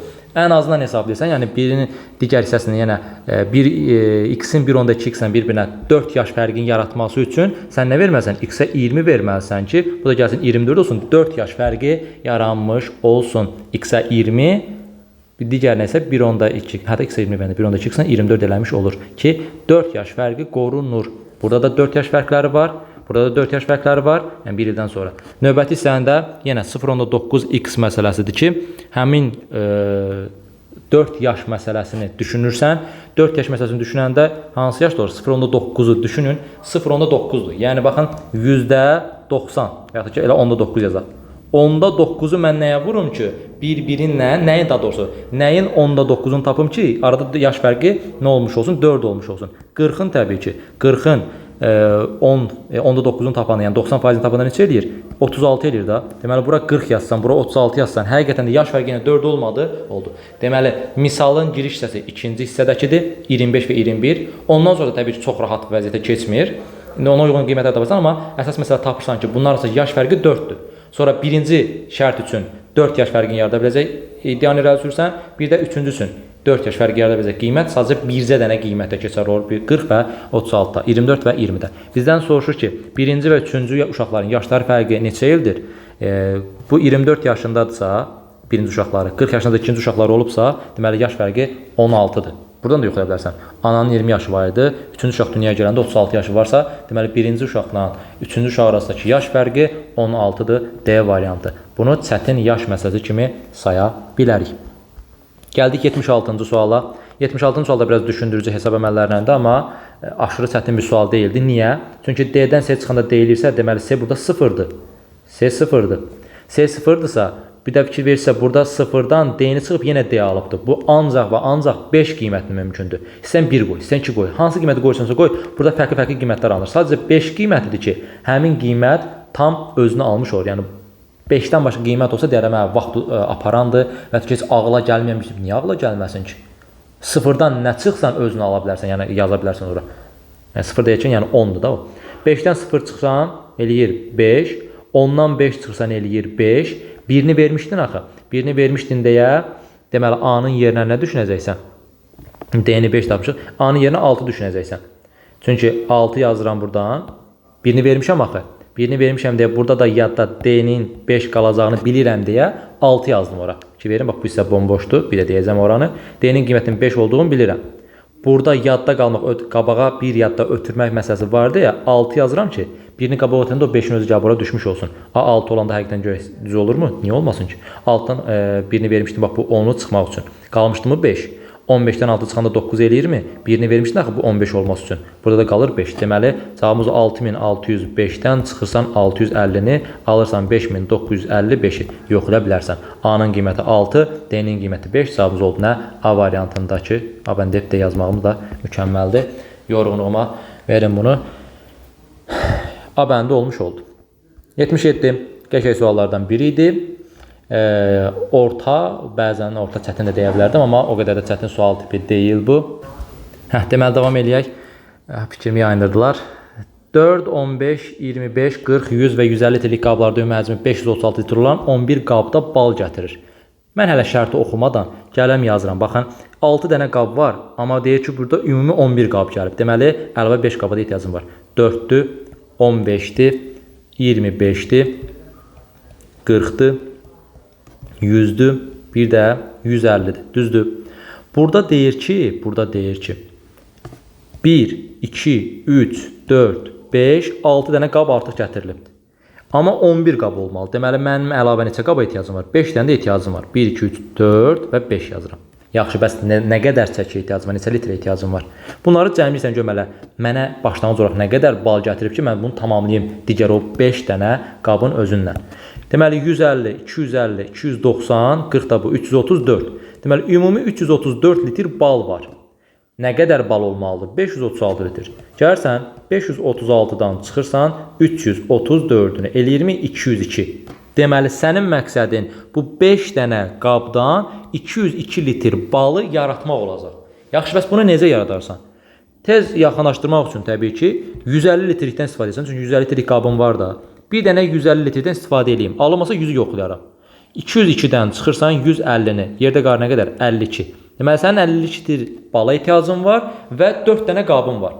Düşünsən ki, 15-25-dən istifadə eləsən 40 eləyə, yerdə qalır nə 12 litr. Onu da 4-4-4-dən düzəldəsən. Amma 15-25 yazın, 4-4 buraya yazdın. Növbəti 4 artıq 6-cı bidonu yaratmış, 6-cı qabı yaratmış olur. Axı sənə 6-cı qab ola bilməz, verməz. Ona görə 15-25 ilə 40 yox, elə birbaşa 40-ın özün yazırsan. 150, bir dənə də 40, elədi 190. 202-yə tamamlanması üçün nə qədərə ehtiyacın var? 12 litrə. 12 litrdə 4, 4 və 4-dən yaratıram. Bitdi. Deməli, sənə lazım idi 202 litr bal, onu da yaratdın 150, 40, 4, 4, 4-lə. 5 dənə qabda yarattın mı? Bəli. Artıq nə də əskiyi olmadı ki, yox. Bitdi. Sənin əlində olan bu məlumatlarla davam edirsən. İndi bunları təmiz yazım. Lazım olacaq 4, 15, 25, 40, 100 və 150 idi. Bunu özü vermişdi. İndi deyir ki, hansı mütləq doğrudur? 150 və 25 litrlik qabların birlikdə sayı. 150 neçə dənədir? 2 dənə. 25 litrik nə qədərdir? 1 dənə. Oldu cəmi 3. Sayı 4 və 100 litrlik qabların birlikdə sayı ilə eyni deyil. 100-dən 1 dənədir, 4-dən də neçə dənədir? 4 dənə. Təbii ki, eyni deyil. Bu 3 dənədir, o ikisinin cəmi 5 dənədir. Eyni deyil ki, yox. Deməli, bu mütləq doğrudur. 100 və 15 litrik qabların sayı eyni deyildir. 100 və 15. 100-dən də 1 dənədir, 15-dən də 1 dənə. Niyə eyni olmasın ki? Bu səhvdir. 40 və 150 litrik qabların sayı eyni deyil. 40-dan 1 dənədir, 2 dənədir. 150-dən 1 dənədir, 2 dənədir. Eynidir. Deməli, 40 və 150 litrlik qabların sayı eyni deyildir. Yanlış məlumat axı. Eynidir, hərəsindən 2 dənə idi. 15 və 40 litrlik qabların sayı eyni deyildir. 15-dən 1 dənədir, 40-dan 2 dənədir. Düz deyir, eyni deyil. 4-ü də götürsən, mütləq doğrudur. 25 və 15 litrlik qabların sayı eyni deyildir. 25 və 15. 25-dən 1 dənə, 15-dən 1 dənə. Niyə eyni olmasın ki? Eynidir. Yalan deyir. 4 və 100 litrlik qabların sayı eyni deyil. Bəli. 1, 2, 3, 4 dənə 4 litrlik qab var. Bir dənə də 100. Eyni deyil də. Deməli, bu da mütləq doğru olanlardandır. 1, 4, 6 cavabımız oldu. Nə? A variantı. Orta səviyyəli sual saymaq olardı riyazi məsələlərə aid. Həqiqətən aşırı çətin bir sual tipi deyil. Çünki 202-ni yaratmalısan. Sadəcə məntiq odur ki, 5 dənə qabdan istifadə ilə yaradasan. Orta, biraz da orta çətin. Çətin demək dilim gəlmir vallahi. Mənim bilirəm daşqalaq eləsi müəllim. Elə hamısını asan dediniz, hamısını asan dediniz. 78-ci suala baxın. Göz yumulu yazmalısınız bunu. Zərf cümlədə zərfli olur, feil cümlədə xəbər olur. Cavab zoruna C variantı. Hamımız keçmişsə o dönəmi, o mərhələni Azərbaycan dilində oxumamış olmaz. Niyə bilməzsə? Verilən fiqrə uyğun açışı müəyyən edin. Təkrar. Sual 79. Çox sadə. Anında B bəndini silirəm. Niyə? Əgər bu 300-ü eyni anda görəmsə, bunlar bir-birinə qarşıd ola bilməz deyib çıxırsan. Sonra münasibətə keçirsən. Baxın, görün. Bu üç buzaq olan hissələr var ha. Bu qara özü kəsir sənin şəklində. Yox, kəsmir. O ağla qaranın birləşmə nöqtəsinə tərəf çəkilir. Deməli, bəndi yanlışdır. C bəndinə baxıram. Bunun üstündə ağlı qaralı. C bəndi doğrudur. D bəndinə baxıram. D bəndində doğru kimi görsənir. Yəni, bu hissədə oxların üstündə, üç buzağın üstündə bu ağlı qara hissə. Üç buzağın ağlı qara. Amma axı bu onun sol tərəfindədir. Burada sağ tərəfində vermişdi. Olmaz. Bəs Y bəndə problem nədir? Y bəndində sol tərəfində doğrudur. Problem olan Y bəndini texniki səhv kimi eləyənlər də var idi. Baxın, sol tərəf qara, sağ tərəf ağdır. Amma burada sağ tərəfi qara, sol tərəf ağ vermişdi. Axı eyni deyil. Bura ağ qaradırsa, baxın bu sol tərəfim qaradırsa, sol tərəfim yenə qara olmalı idi deyib çıxırsan. Cavab qarına C bəndi. C bəndə durub buradan baxırsan. Buradan baxanda həqiqətən də üç buzaqların üstündə bu düz buzaqlar, sol tərəfində də üç buzaq hissəsi varmı? Var. Ağ qara hissədən birləşib. Bu bunun ağ nöqtəsindən qara nöqtəsinə tərəf çəkilibmi? Çəkilib, cavab zoruna C variantı. 80. Rahat suallardan sayılacaq bir mətn sualıdır. Yəni çətinlik yaşatmadı. İndi həllinə baxın, görün çətinsə deyərsiniz, çətindir artıq. Mən sualı asan deyəndə deyəcəm daha. Asan, çətin sual qoymadınız burada. 7 nəfər var. Yazıram 1, 2, 3, 4, 5, 6 və 7. 7 nəfər varsa, F gedəcək ilk müzeydən biri olmalıdır. Bu testi dəfələrlə təkrarlamışam, tələbələrim üçün deyirəm. İnkardan işləyin demişəm. Əsəbləşəm o səhv yazanlara. İnkarla. F gedəcək ilk 3 müzeydən biri olmalıdırsa, deməli 4-də ola bilməz, 5-də ola bilməz, 6-da ola bilməz, 7-də ola bilməz. Ya 1-də, ya 2-də, 100-dədir. Bilmirəm, amma 100% bilirəm ki, 4, 5, 6, 7-də deyil. C-yə H-dan dərhal sonra getməlidir. Deməli, C-yə H-dan dərhal sonra, yəni H-C ardıcıllığı olmalıdır. Bu da belə, yadda saxlayırıq. M gün ərzində gedəcək, ya ilk ya da son muzey olacaq. Ya 1-dədir, ya da 7-dədir. P gedəcək, son 3 muzeydən biri olmalıdır deyirsə, P 1-də ola bilməz, P 2-də ola bilməz, P 3-də ola bilməz, P 4-də ola bilməz. Niyə? Son 3 muzeydən biri olmalıdır. Əgər tərtib olunmuş qrafikə görə TLF ardıcıl və cümlədəki mötəzəkinin çox önəmi var. Bu ardıcıllıqla bir-birindən dərhal sonra. Bir-birindən dərhal sonra deyirsə, deməli TLF-i bir-birinə sürüşdürə bilməzsən. Axı sən bilirsən ki, F burada yazılmaz. Burada da yazılmaz, burada da yazılmaz, burada da yazılmaz. TLF gəlsə, F-i bura yazsan, TLF-ə yer qalmaz. Bura yazsan yer qalmaz. F-i yaza biləcəyin yeganə bir dənə məqam var ki, o da 3-cü yerə yazmağı. 4, 5, 6, 7-yə zaten yaza bilmirsən. Əvvəlcədən görsən, X qoymuşam. Çünki gedəcək ilk 3 müzeydən biri olmalıydı. 1-ə yaza bilmirəm, əvvəlinə TL düşmür. 2-yə yaza bilmirəm, L düşür, amma T-yə yer qalmır. Ona görə 3-ə yazıram F. 3-ə F yazan kimi TLF ardıcıl deyə bura yazsan TLF-i. Daha sonra M deyirdi ki, ya birinci, baxın burada yazmış, ya birinci ya da sonuncu muzey olmalıdır. M birinci olmadısa, deməli sonuncudur. M-i də yapışdırırsan bura, qaldı 3 dənə hərf. H, C, bir də P. Mən bilirəm ki, P-ni bura yaza bilmərəm. Niyə? Çünki orada yuxarıya X qoymuşam da, son gediləcək 3 muzey, son 3 muzeydən biri olmalıdır. P burada olmaz.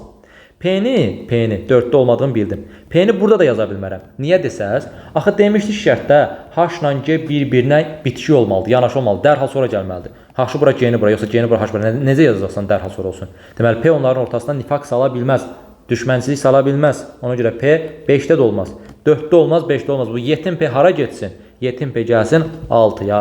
6-ya yazandan sonra H-G ardıcılığı da olmalıdır deyə qəşəng yapışdırsan H-G-ni də bura. Səndən soruşur nəyi? G neçənci yeri tutar? 5-ci yeri tutar deyirsən, cavab variantını yeni işarələyirsən, xoşbəxt edib keçirsən 81-ci sualla. 81-ci sual yenə təkrar suallardandır. Anazilə 4-ündə olub, 1-də olmayan variantla yanaş deyib səhvləri tap demişəm həmişə. Düzdürmü? Yenə də burada həmin qayda keçərli idi. 4-ündə olub, 1-də olmayan hissələrlə yanaşanda çox rəşədə tapmaq mümkün olurdu. Misal üçün, bu hissəyə baxıram. 4-ündə var, amma D bəndində yoxdur. Gəlin baxaq görə olmalıdır yoxsa yox. Yuxarıdakı bax bu xəttdən söhbət gedir. Deməli, əsas şəklimizdə bu hissə var. Tamamlamalı olduğum hissədə isə çəkməyib, mənim ötəmə bıraq ki, sən çəkərsən. Deməli, D bəndi çəkməyib deyə yanlışdır.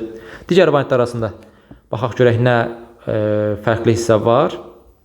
Gözümə dəyən bu hissə, yox, oxşar damsında. Xəttin məsələsi bəs necə? Hə, baxın, Y bəndində bu söhbət bu xəttdən gedir. Bu xətt burada da var. Daha sonra bu Y bəndində düzdür. Y bəndindən C bəndi artıq mənim gözlərimi qamaşdırdı. Hə, C bəndində o xətt yoxdur. A bəndində o xətt var, B bəndində o xətt var, D bəndində o xətt var. Deməli 4-ündə var, bir dənə C bəndi yoxdur. Böyük ehtimal ki, C bəndi səhvdir. Baxıram məsəl şəklimizdə bu hissə var. Tamamlamalı olduğum hissədə o xəttlərdən hansısa bir çəkibmi? Xeyr. Deməli 3 xəttin içində mənim möhtəmə buraxıb. Amma C bəndi buranı çəkməmişdi axı. Deyib C bəndində çıxırsan. Sonra A, B, buranı təmizləyək belə. A, B, Y variantları qaldı. Bunlardan hansı fərqlərə baxa bilərəm? Olsun tutaq ki, bax bu hissə. Bu hissə fikir versəm, A bəndində var, C bəndində var, B bəndində var, D bəndində var. Bir dənə Y bəndində yoxdur. Böyük ehtimal ki, Y bəndi səhv olacaq. Gələn baxıram həmin hissəyə. Baxın, bu xətt hardadır? Nöqtənin həmən solunda. Bu söhbət bu hissədən gedir. Gəlsən nöqtənin həmən bu hissəsinə baxırsan, baxın, yarım addım get və yuxarıya qaldır. Yarım addım get və yuxarıya qaldır. Yoxdur. Mən çəkməliyəm. Mən çəkməliyəmsə Y bəndində. Hanı həmin hissə?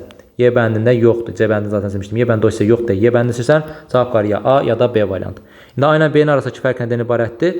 İnşallah görərik tez bir müddətdə. Artıq gözlərim qamaşır. Haradasan ay fərq? Hə, burada. Deməli, baxın, bu xəttdən bura, daha doğrusu B bəndində bu tərəfə xətt çəkilib. Variantlara göz gəldirsən, bax, Y-də var, C-də var, D-də var. Amma B-də var, A-da yoxdur. Böyük ehtimal ki, A bəndi səhvdir. Birbaşa yazmıram ha, hər ehtimala qarşı. Amma yoxlayanda həmin A bəndin səhv olmasına daha yönəmli oluram. Əsas şəklimizdə həmin hissəyə baxıram, görməli bu şəkil hardadır? Deməli, nöqtədən 1-2 addım sonra, nöqtədən 1-2 addım sonra, bax, söhbət buradan gəlir. Nöqtədən 1 yarım sonra, baxın daha doğrusu belə deyək, bax, 1 də yarım addım gəlsən, xətt çəkilməlidir. 1 də yarım addım gəlib, xətt çəkməlisən. 1 də yarım addım gəlib, xətt çəkməlisən. Çəkməyib ki, yox, mənim ötümə burax ki, sən çəkərsən. A bəndi oranı boş buraxmışdı deyə silirsən, cavab qarına B bəndi. Biraz bezdiricidir, amma izah olunan sualları nəzərə alsam, ən azından öz tələbələrim üçün deyirəm, haqqınız yox idi bu sualı səhv yazmağa. Gəldik 82-ci suala. Kub sualıdır. Nə tələb eləyir? 4 tərəfdən baxmaq bazarının olmağını tələb eləyir ki, düzgün şəkildə baxasan. Birinci nəyə çıxarsan? Birinci çıxarsan, bax bu C bəndini. Niyə? Çünki hələ sağına soluna baxmıram. Kvadratla bu üzün, bu kvadratın bitişdiyi hissə yoxdur. Amma burada görsən C bəndində onu bitişdirib həmin üzə. Bu bitişməyibsə, A tərəfdən birləşdirsə, deməli həmişə elə qalmalıdır. Y bəndində də həmçinin oranı bitişdiribdir. Olmaz deyib Y bəndində çıxırsan. Ya A, ya B, ya da D variant arasında qalanda. D bəndə deyir ki, qaranın üstündə üçbuzaq olsun. Qaranın üstündə üçbuzağı gətirəm cəmlə o formadadır. Qaranın üstündə üçbuzağı gətirsən, bir dəfə üçbuzaq fırlandı, bu formada düşdü. Bir dəfə də fırlandı, gəlib bu formada düşür. İndi baxın görün, bitki o qarıya. Uc hissəsi gəlib qarıya baxır. Əlaqəsi yoxdur deyib D bəndində çıxırsan. Sonra A bəndində A-nın üstə diaqonal. Baxın görün hələ, bu diaqonalla bu A xəttin, üçbuzağın da doğrusu, forması eynidir. Eyni deyil. Gəlib bunun üstündə bir dənə diaqonal olsun ki, o formada olsun. Fikir verin. Kör, gör. Bir dəfə fırladanda gəlir, bax bu hissəyə düşür. Baxın görün, onunla bu şəkil eynidirmi? Qəti şəkildə eynidir. Bunun uzun nöqtəsi sonra baxır. Bunun uzun nöqtəsi diaqonala baxmır. A bəndə çıxın, cavab qarşı B bənd. Bitdi. Bunu da yenə öz tələbəm üçün deyirəm. Haqqınız yox idi bunu səhv yazasınız. Diaqonal üstündə qara kvadrat. Diaqonal üstündə qara kvadrat. Sağ tərəfində bu şəkil. Bir dəfə fırladacaqsan şəkli, gəlib düşəcək bu hissəyə. Diaqonal o tərəfə çəkilməyib ki, yox. Bununla bu bitişibmi? Bəli, bitişib, bax diaqonal. Bəs bunu bir dəfə fırlasan necə düşər? Bir dəfə fırlasan gəlib bura düşər. Bu qara ilə bu qara üz birləşib. Heç bir problem yoxdur, cavabımız olub B variantı. 83. 40 nəfər tələbənin bir qismi yalnız fransız, bir qismi yalnız ispan, qalansa hər iki dili öyrənir. Bu olsun fransız, bu olsun ispan, bu da olsun onların ortaqları. Ortaq olan neçə tələbə var? 7 dənəsi hər iki dili öyrənir. Çox rahat, çox sadə bir sual, amma əksər tələbənin səhv yazdığını gördüm. Mən səbəbləşirəm. Niyə? Şərti düzgün oxumursuz. Yazır ki, əgər 25 tələbə fransız dilini öyrənirsə, 25 tələbə fransız dilini öyrənirsə deyirsə, 7-si hər iki dili bilənlərin içərisindən, burada bir dənə 18 yazırsan ki, olsun 25 nəfər fransız dilini bilən.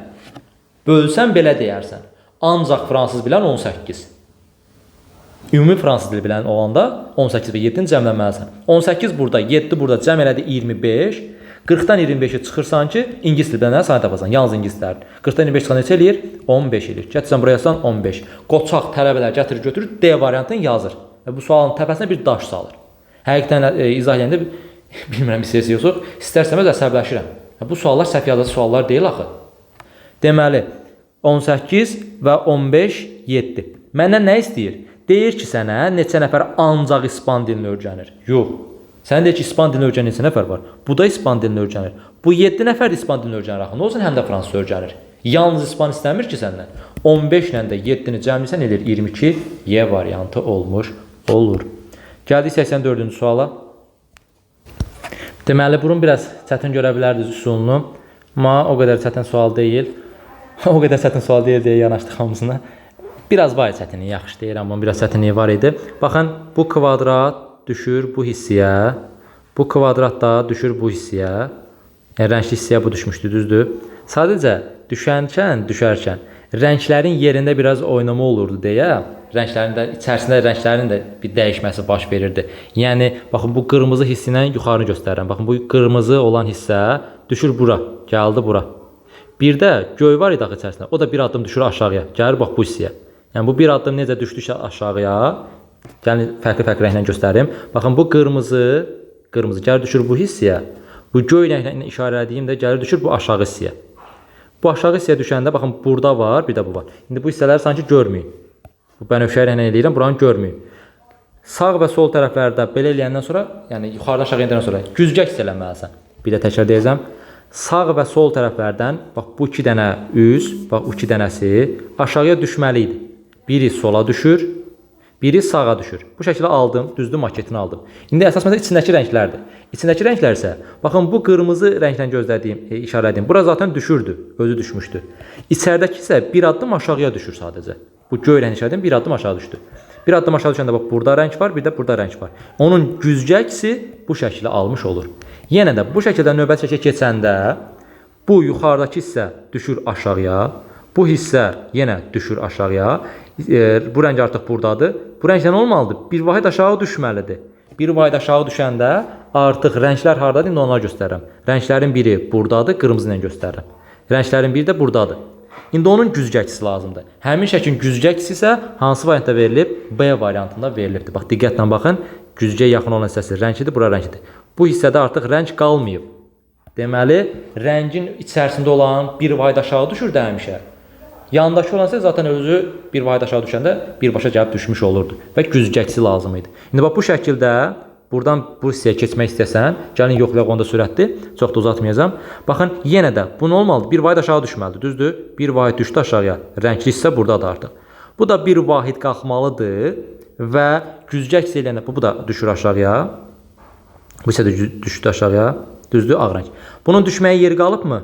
Bunun düşməyə yeri yoxdursa, deməli elə rəng nə olmalıdır? Biri yuxarıda, biri də aşağıda. Düzdür? Həmin biri yuxarıda, biri aşağıda olan hissəni güzgü əks eləsən, almazsan həmin şəkli, təbii ki, həmin şəkli alarsan. Ona görə cavab zoruna B variantı. Yəni rəng yanların aşağı düşməsi yəqin ki, sadəcə başa düşürsüz. Bir də əsas məsələ nə idi? Rəngin özü düşürsə, bax bunun özü buradan birbaşa bura düşmüşdü. Bir də içəridə tək qalanda özü bir vahid aşağı düşürdü. Bunu nəzərə alaraq işləmək lazım 84-cü sualı. 85 və 87-ci suallar təkrar sualı idi, qəbul sualıdır və işlənibdir. Deməli, bir qeyd yaradaq özümüz üçün. 5 gün var, yazıram buradan 1, yaza bilmədik, indi yazaq 1, 2, 3, 4 və 5.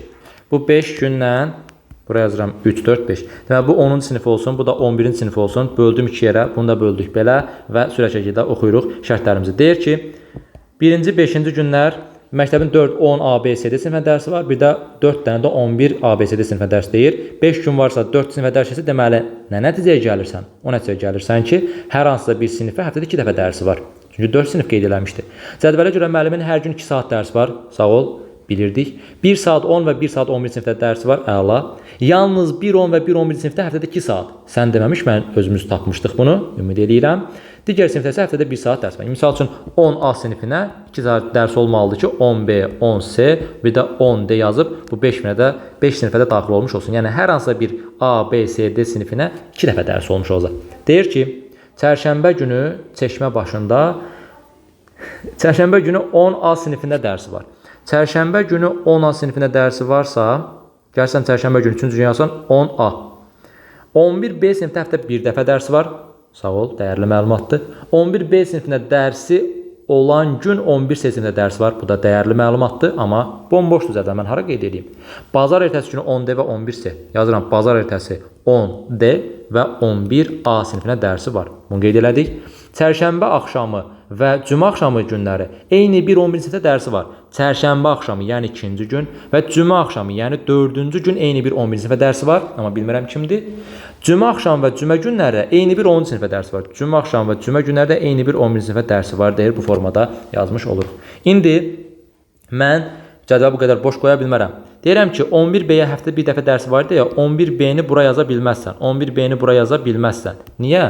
Çünki 11B-ni ora yazsan, nə olmuş olacaq? Təkrarlanmış olacaq. Mən 11B-ni, yəni 2 dənə olmuş olacaq. 2 dənə ola bilməz. 11B-yə bir dərsi var idi, özü qeyd eləmişdi. 11B-ni burada yaza bilmərəm. Niyə? Çünki şərtdə demişdi ki, 11B sinifində dərsi olan gün burada yazmışdı. 10C sinifinə də dərs var. Axı burada 10C yazılmayıbdı. Deməli 11B-ni bura yaza bilmədin. Bura yaza bilmədin. Bura yaza bilmədinsə, birinci günə də yaza bilmirsənsə, bizə dənə gün qalmır. Qutarı getdi da. 2 və 4-ə 2 dənə olduğuna görə yaza bilmədin. 3-cü günə 11B yazsan, burada 10C yoxdur deyə yaza bilmədin. Birinci günə isə artıq mən sinif yazmışdım. 11A orada öz yerini tutmuş deyə yaza bilmədim. Ona görə 100% 11B-ni yazırsan bu 5-ci günə. 11B-yə dərsi olan gün kimə də dərsi var idi? 10C-yə. Onu da buraya yazsan 10C. 4 və 5-ci günlərdəki dərslər eyni olduğuna görə burada yazsan 10C. Artıq 10C-yə dərsi var, 10A-ya dərsi var, 10D-yə dərsi var. Bəs kimə dərsi keçməyibdir bu? 10B-yə buraya yazsan 10B. Ay müəllim, bəs bu tərəf, o tərəf qaldı artıq. Nə 11C, nə də 11D olduğunu tapa bilməzsən. Çünki onun haqqında ətraflı geniş məlumat verməyibdir. Müəllimin eyni hərflə işarələrini 85-də deyir ki, müəllimin eyni hərflə işarələrin 10 və 11-ci siniflərə həftənin eyni günü dərsi yoxdursa, Biraz ağır sual içərisində bu 85-ci sual idi, digər ikisinə nisbətən. Çünki deyir ki, eyni hərf 10A sinifinə dərsi varsa, burada 11A yaza bilməzsən. Onu deyir. Şərtdə də zaten qeyd edilib. Baxın, 10A, 10A. Yəni, eyni hərflə, eyni siniflərə, eyni gündə dərs deyə bilməz. Deyə bilməzsə, mən deyirəm ki, ay gözəl gənclər, bura 11C qalmışdı. Ya 11C, ya 11D olardı. 11C yaza bilmərəm. Niyə? Çünki burada 11C yazsam, buradakı C ilə buradakı C toqquşmuş olacaq. Axı deyirdi ki, eyni hərflə işarələnən siniflərə dərs keçə bilməz. Ona görə çıxırsan, olur burada nə? 11D. Zaten ya 11C yaza bilərdim, ya 11D yaza bilərdim. 11C-ni burada toqquşma olduğuna görə yaza bilmədim. 11D-ni yazdım. Buraya yazıram 11D. Qaldı mı bura 10C? Daha doğrusu 11C. İndi misalımızın sadəcə 85-ci şərtinə, yəni 85-ci sualın şərtinə görə belə yazıram. Ha. Bu bitəndən sonra siləcəm o hissələri. İndi bizə nə istəyir? Cümə axşamı hansı siniflərdə dərsi var? Cümə axşamı 10C və 11B-yə. 10C və 11B hansı variantdadır? D variantdadır. Yox, üzrü sayın. Cümə günü demir, cümə axşamı deyir. Cümə axşamı 10C və 11D. 10C və 11D cavabımız C bəndir. Bəzən oradan həm hissələrdən çaşan tələbələr olurdu, qarşıdan tələbələr olurdu. Diqqət olun, cümə axşamı deyir. Yəni, sən də düşünmə ki, mən bəlkə cümə günün axşamı deyir. Sənə niyə axşam desin ki? Cümə axşam deyirsə, deməli 4-cü günə tapmalısan. Deməli, bunu silirəm. Niyə? Çünki 85-ci sualın şərtinə görə yazmışdım mən onu.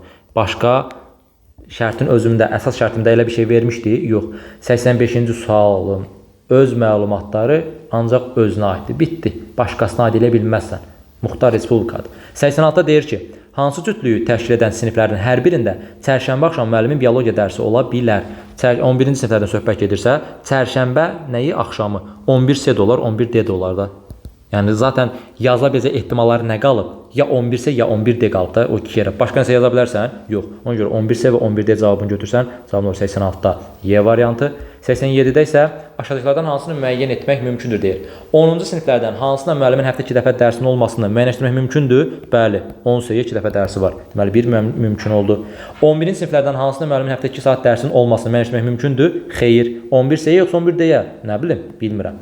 Cümə günü müəllimin 10-cu siniflərdən hansına dərsin olmasını müəyyənləşdirə bilirəm? Bəli, cümə günü 10C sinifində dərsi var. Bunda problem yoxdur. Müəyyənləşdiririk. Həftənin hansı günlərində müəllimin 11A sinifə dərsinin olmamasını. Baxın, 11A sinifinə birinci gün dərsi varsa, deməli, ikinci gün, üçüncü gün, dördüncü gün, beşinci gün dərsi olmayacaq.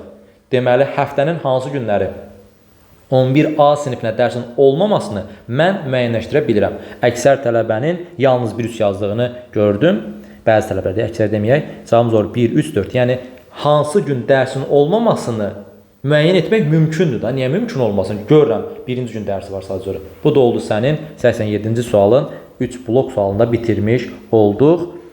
Təkrar sual olduğunu nəzərə alaraq, yox, belə asan sual deyil, təbii ki, vaxt aparan sualdır, amma təkrar sual olduğu nəzərə, yenə təkrarlayıram ki, məni söz atəşini tutmayasınız, asan sualdır, təkrar sual olduğuna görə. Hə, gəldik günün qəhrəmanı olan bu 3 dənə blok suala. Heç gözləməzdim belə bir sual tipinin olmasını. Yəni, çox qarışıq bir sual tipi və izahı belə, yəni paylaşılması belə çox absurd bir izahı gəldi. Həll eləyəndə belə həmin hissə gözümüzə çarpmışdı, amma bir uyğunsuzluq yaranıcı dedik, yəni bununla getməz, amma izahlar gələndə deyildi ki, bəs bu sualda, yəni bir dənə problemli sual 88-90 idi, digər problem heç birində problem yox idi, izahlarında heç çətin yox idi, sadəcə 88-90-ın sualları gözləyirdik görək necə bir açıqlama verəcək. Bu 101 olmasına görə əksər tələbə B bəndini yazmışdı 89 sualda, bunların hamısını cəmi 101 eləyir, bunu da cəmi 101 eləyir, bunu da cəmi 101, bunu da cəmi 101, onda bunların hamısını cəmi 101 eləyir. Bu 89 ona görə əksər tələbədə böyük ehtimal ki, düzdür, yuxarıdan aşağıya bütün cəmlər 101-ə bərabərdir. Amma bunun məntiqini necə veribdir? Mən qəbul eləmirəm, nə mənada qəbul edirəm? Bu sualın bura salınmasını qəbul eləmirəm, amma təəssüf ki, qəbul eləsək də budur, qəbul eləməsək də budur, həm vaxt aparan tipdir, nə qədər fikirləşsən, axırda da çox, nəysə mən çox danışmayayım, çox qəşəng bir dırnaq arası cavabı çıxmış olur. Deməli, nədir bu? 3 ilə 10-un arasındakı fərq neçədir? 3 ilə 8-in arasındakı fərq daha doğrusu 5-dir, 3 ilə 10 arasındakı fərq 7-dir, 3 ilə 16-nın arasındakı fərq 13-dür. Yenə, 21 ilə 23-ün arasındakı fərq neçədir? Daha doğrusu 16 ilə 21 arasındakı fərq neçədir? Ən kisini götürürsən da.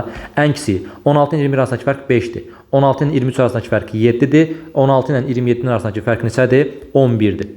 Daha sonra İkinci hissədə, burada bu hissədə 32 ilə 40 arasındakı ən kiçik hissə də 32-dir. Bunu hələ ki düşünürsən, saxlayırsan, çünki 32-nin ən aşağı olub-olmamasını bilmirsən deyə saxlayıram həm hissəni, qaydacam indi ora. 17 ilə 5-in arasındakı, yox, ən kiçik hansıdır? 4. 4 ilə 9-un arasındakı fərq 5-dir. 4 ilə 15 arasındakı fərq 11-dir. 4 ilə 17 arasındakı fərq neçədir? 13-dür, düzdür? 11, 13. 5, 7, 13, 5, 7, 11, 5, 11, 13 görürəmsə, deməli, buradakı növbəti fərq neçə olmalıdır? 11 olmalı deyib, 11 olmalı deyib. Mən nə ilə fərqləri tapırdım yuxarıda? 3 ilə, düzdür?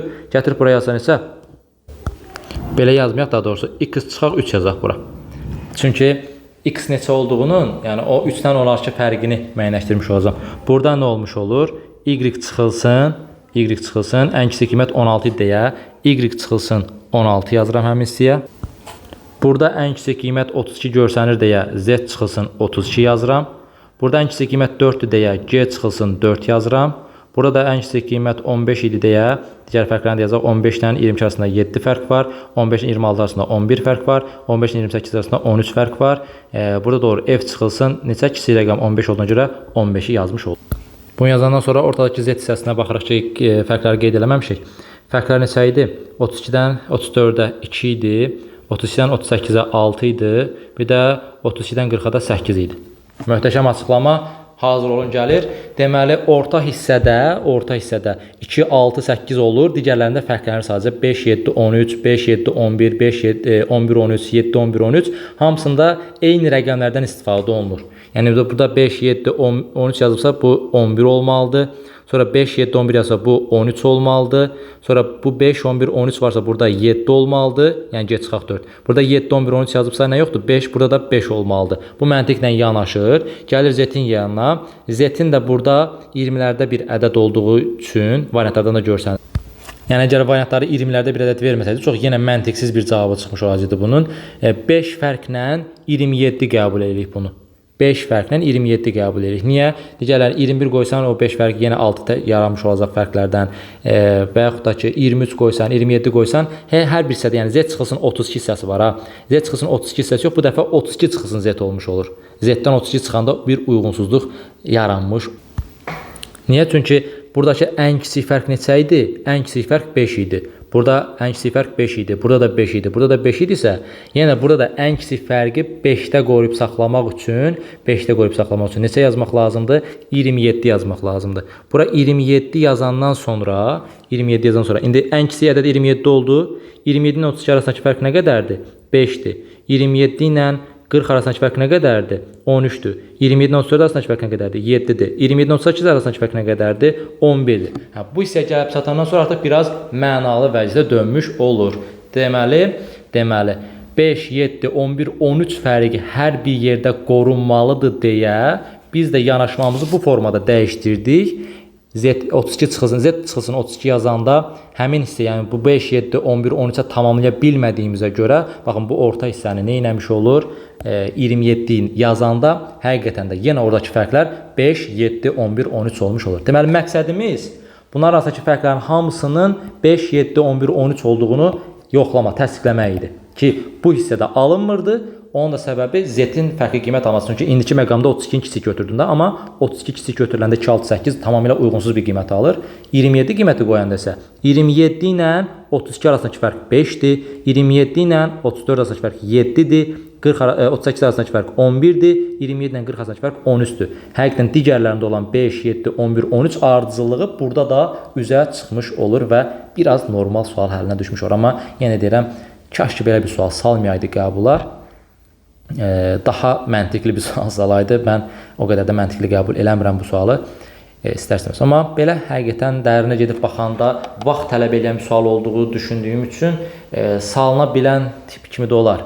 Bəzən fikrimi qarışdırır ki, həqiqətən salınmalı bir sual yoxsa salınmalı deyil.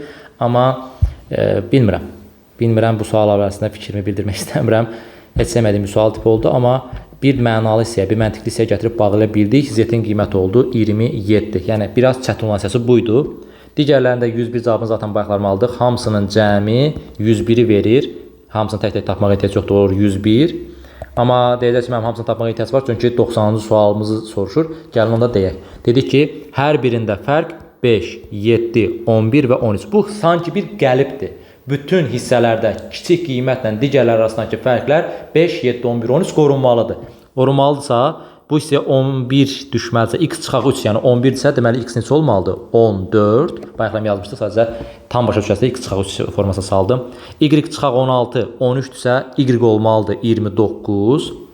C çıxaq 4, 7-dirsə C olmalıdır 11. Sonra f çıxılsın 15 eləyirsə 5 eləməlidir bu 20.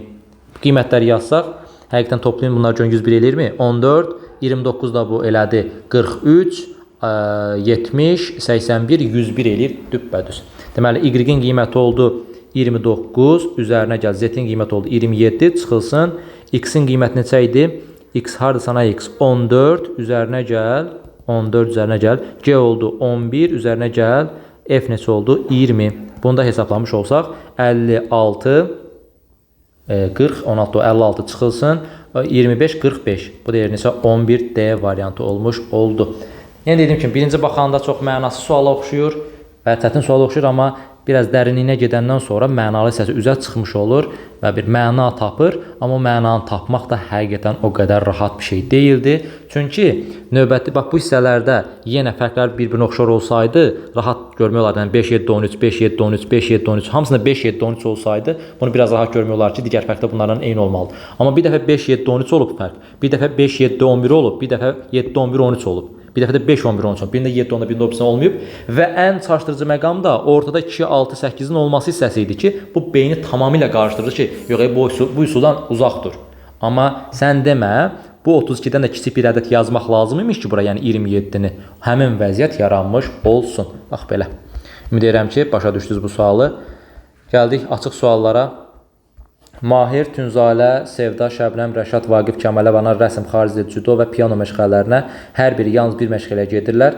Bu sualı oxumuşam deyə belə rahat oxuya bilirəm, yoxsa bilirəm o qədər də yaxşı görsənmir. Deməli, yazıram bura rəsm, bura yazıram xarici dil, bura yazıram cüdo, bura yazıram piano.